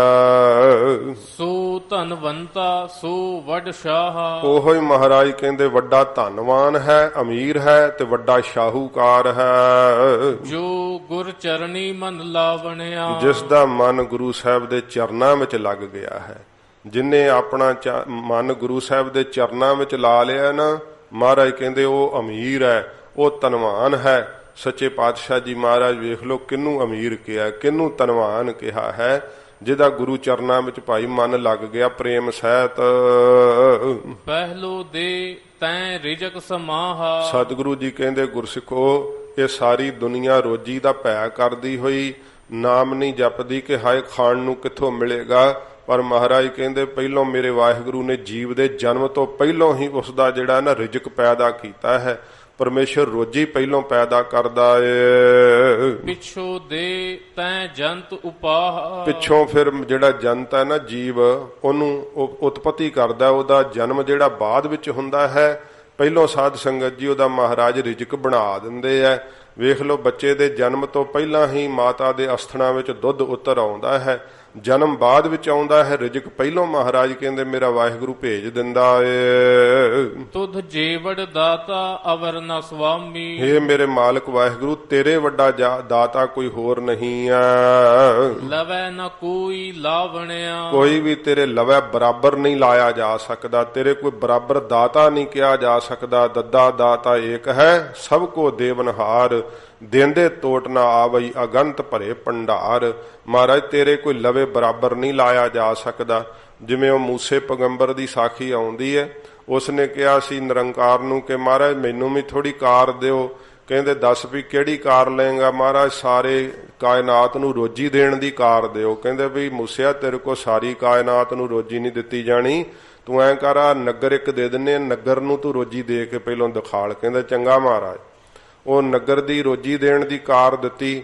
ਜਦੋਂ ਰੋਜੀ ਵੰਡਣ ਲੱਗਾ ਨਾ, ਰੱਬੀ ਸ਼ਕਤੀ ਨਾਲ ਰੋਜੀ ਲੱਗਾ ਦੇਣ, ਤੇ ਉਹਨੇ ਕੀ ਵੇਖਿਆ ਕਿ ਇੱਕ ਐਸਾ ਵਸ਼ਈ ਹੈ, ਉਹ ਮੁਰਦੇ ਇਸਤਰੀ ਨੂੰ ਜਿਹੜਾ ਸੀ ਨਾ ਇਸ ਪ੍ਰਕਾਰ ਕਬਰ ਵਿੱਚੋਂ ਪੁੱਟ ਕੇ ਮੰਦ ਕਰਮ ਕਰ ਰਿਹਾ ਸੀ, ਉਹਨੂੰ ਉਹਨੇ ਰੋਜੀ ਨਾ ਦਿੱਤੀ। ਤੇ ਫਿਰ ਇੱਕ ਸੂਰ ਉਹਨੂੰ ਰੋਜੀ ਨਾ ਦਿੱਤੀ। ਤੇ ਜਦੋਂ ਅਗਲੇ ਦਿਨ ਪਰਮੇਸ਼ਰ ਦਾ ਕਹਿੰਦੇ ਉਹ ਪਹਾੜੀ ਤੇ ਉਹਨੂੰ ਮੂਸੇ ਪੈਗੰਬਰ ਨੂੰ ਜਲਵਾ ਹੋਇਆ ਕਰਦਾ ਸੀ। ਤੇ ਮਹਾਰਾਜ ਨੇ ਜਦੋਂ ਉਹ ਜਲਵਾ ਹੋਇਆ ਤੇ ਕਿਹਾ ਵੀ ਮੂਸਿਆ ਤੂੰ ਆਪਣੀ ਡਿਊਟੀ ਕੀਤੀ ਹੈ? ਹਾਂ ਮਹਾਰਾਜ। ਕਹਿੰਦੇ ਵੇਖ ਲੈ ਧਿਆਨ ਨਾਲ। ਕਹਿੰਦਾ ਉਹ ਤਾਂ ਮਹਾਰਾਜ ਇੱਕ ਵਿਸ਼ਈ ਸੀ, ਉਹਨੂੰ ਕੀ ਰੋਜੀ ਦੇਣੀ ਸੀ? ਇਹੋ ਜਿਹਾ ਮੰਦ ਕਰਮੀ ਤੇ ਇੱਕ ਸੂਰ ਉਹ ਬਦ ਹੁੰਦਾ, ਉਹਨੂੰ ਨਹੀਂ ਦਿੱਤੀ। ਕਹਿਣ ਲੱਗੇ ਤੈਨੂੰ ਕਰਮਾਂ ਦਾ ਨਿਰਣਾ ਕਰਨ ਦੀ ਡਿਊਟੀ ਥੋੜੋ ਦਿੱਤੀ ਸੀ, ਤੈਨੂੰ ਤਾਂ ਰੋਜੀ ਦੇਣ ਦੀ ਜ਼ਿੰਮੇਵਾਰੀ ਦਿੱਤੀ ਸੀ। ਜੇ ਕੋਈ ਮੰਦ ਕਰਮ ਕਰਦਾ, ਚੰਗਾ ਕਰਮ ਕਰਦਾ, ਉਹਦਾ ਜਿਹੜਾ ਨਾ ਫਲ ਉਹ ਵੱਖਰਾ ਆਪੇ ਭੁਗਤੇਗਾ। ਪਰ ਜਿਹੜਾ ਰੋਜੀ ਦੇਣ ਦਾ ਕੰਮ ਹੈ ਨਾ, ਮਹਾਰਾਜ ਕਹਿੰਦੇ ਉਹ ਤੈਨੂੰ ਕਰਨਾ ਚਾਹੀਦਾ ਸੀ, ਕਿਉਂਕਿ ਹਜੂਰ ਨੇ ਕਿਹਾ ਦੋਖਨ ਦੇਖਤ ਹੈ ਪਰ ਦੇਤ ਨਾ ਹਾਰੇ। ਇਹ ਪਰਮੇਸ਼ਰ ਹੀ ਹੈ ਭਾਈ, ਦੋਸ਼ਾਂ ਨੂੰ ਵੇਖਦਾ ਪਰ ਦੇਣੋਂ ਨਹੀਂ ਹਟਦਾ। ਤੇ ਮੂਸੇ ਪੈਗੰਬਰ ਨੇ ਨਾ ਟੋਪੀ 'ਚ ਕੀੜਾ ਲਗਾ ਕੇ ਲਿਆਇਆ ਸੀ। ਕਹਿੰਦਾ ਮਹਾਰਾਜ ਨੂੰ ਪੁੱਛਾਂਗੇ ਜੇ ਮੈਨੂੰ ਸ਼ੰਕਾ ਕੀਤੀ ਤਾਂ। ਕਹਿੰਦਾ ਮਹਾਰਾਜ ਤੁਸੀਂ ਸਭ ਨੂੰ ਦਿੰਦੇ ਹੋ ਰੋਜੀ? ਕਹਿੰਦੇ ਹਾਂ। ਕੋਈ ਸ਼ੰਕਾ ਤੈਨੂੰ?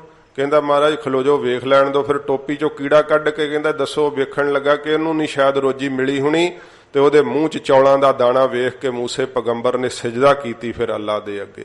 ਤੇ ਪੰਜਵੀਂ ਨਮਾਜ਼ ਕਹਿੰਦੇ ਉਹਨਾਂ ਦੀ ਉੱਥੋਂ ਚੱਲੀ ਹੈ ਜਦੋਂ ਉਹਨੇ ਉਦੋਂ ਪਰਮੇਸ਼ਰ ਦੀ ਇਬਾਦਤ ਕੀਤੀ ਨਾ।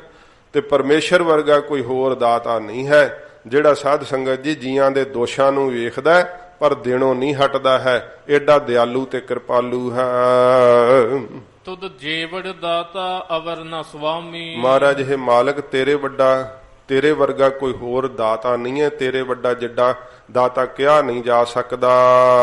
ਲਵੈ ਨ ਕੋਈ ਲਾਵਣਿਆ, ਕੋਈ ਲਵੈ ਬਰਾਬਰ ਨਹੀਂ ਲਾਇਆ ਜਾ ਸਕਦਾ। ਮਹਾਰਾਜ ਤੇਰੇ ਕੋਈ ਤੇਰੇ ਬਰਾਬਰ ਕਿਹਾ ਨਹੀਂ ਜਾ ਸਕਦਾ ਦਾਤਾਂ ਦੇ ਦੇਣ ਦੇ ਸਮਰੱਥ।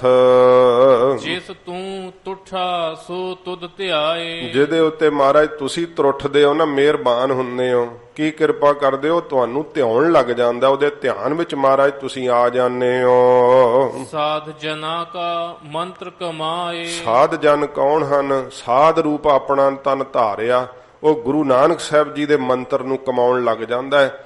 ਕੀ ਮੰਤਰ ਦਿੱਤਾ ਹੈ? ਵਾਹਿਗੁਰੂ ਪਰ ਮੰਤਰ ਸੁਣਾਇਆ। ਮਹਾਰਾਜ ਵਾਹਿਗੁਰੂ ਮੰਤਰ ਦਿੱਤਾ ਹੈ।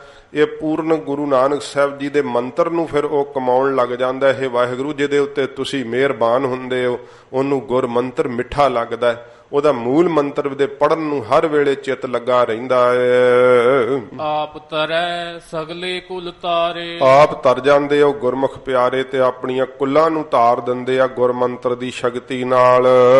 ਤਿਸ ਦਰਗਹਿ ਠਾਕ ਨਾ ਪਾਵਣਿਆ, ਉਹਨਾਂ ਨੂੰ ਦਰਗਾਹ ਵੱਲ ਨੂੰ ਜਾਂਦਿਆਂ ਹੋਇਆ ਸਾਧ ਸੰਗਤ ਜੀ ਕੋਈ ਠਾਕ ਨਹੀਂ ਪੈਂਦੀ, ਕੋਈ ਰੋਕ ਨਹੀਂ ਪੈਂਦੀ।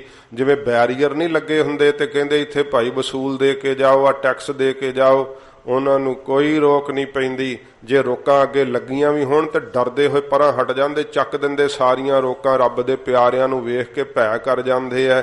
ਸੱਚੇ ਪਾਤਸ਼ਾਹ ਜੀ ਕਹਿੰਦੇ ਭਾਈ ਉਹਨਾਂ ਨੂੰ ਦਰਗਾਹ ਵਿੱਚ ਪਰਮੇਸ਼ਰ ਦੇ ਘਰ ਵਿੱਚ ਜਾਂਦਿਆਂ ਹੋਇਆਂ ਕੋਈ ਠਾਕ ਨਹੀਂ ਸਕਦਾ, ਕੋਈ ਰੋਕ ਨਹੀਂ ਸਕਦਾ।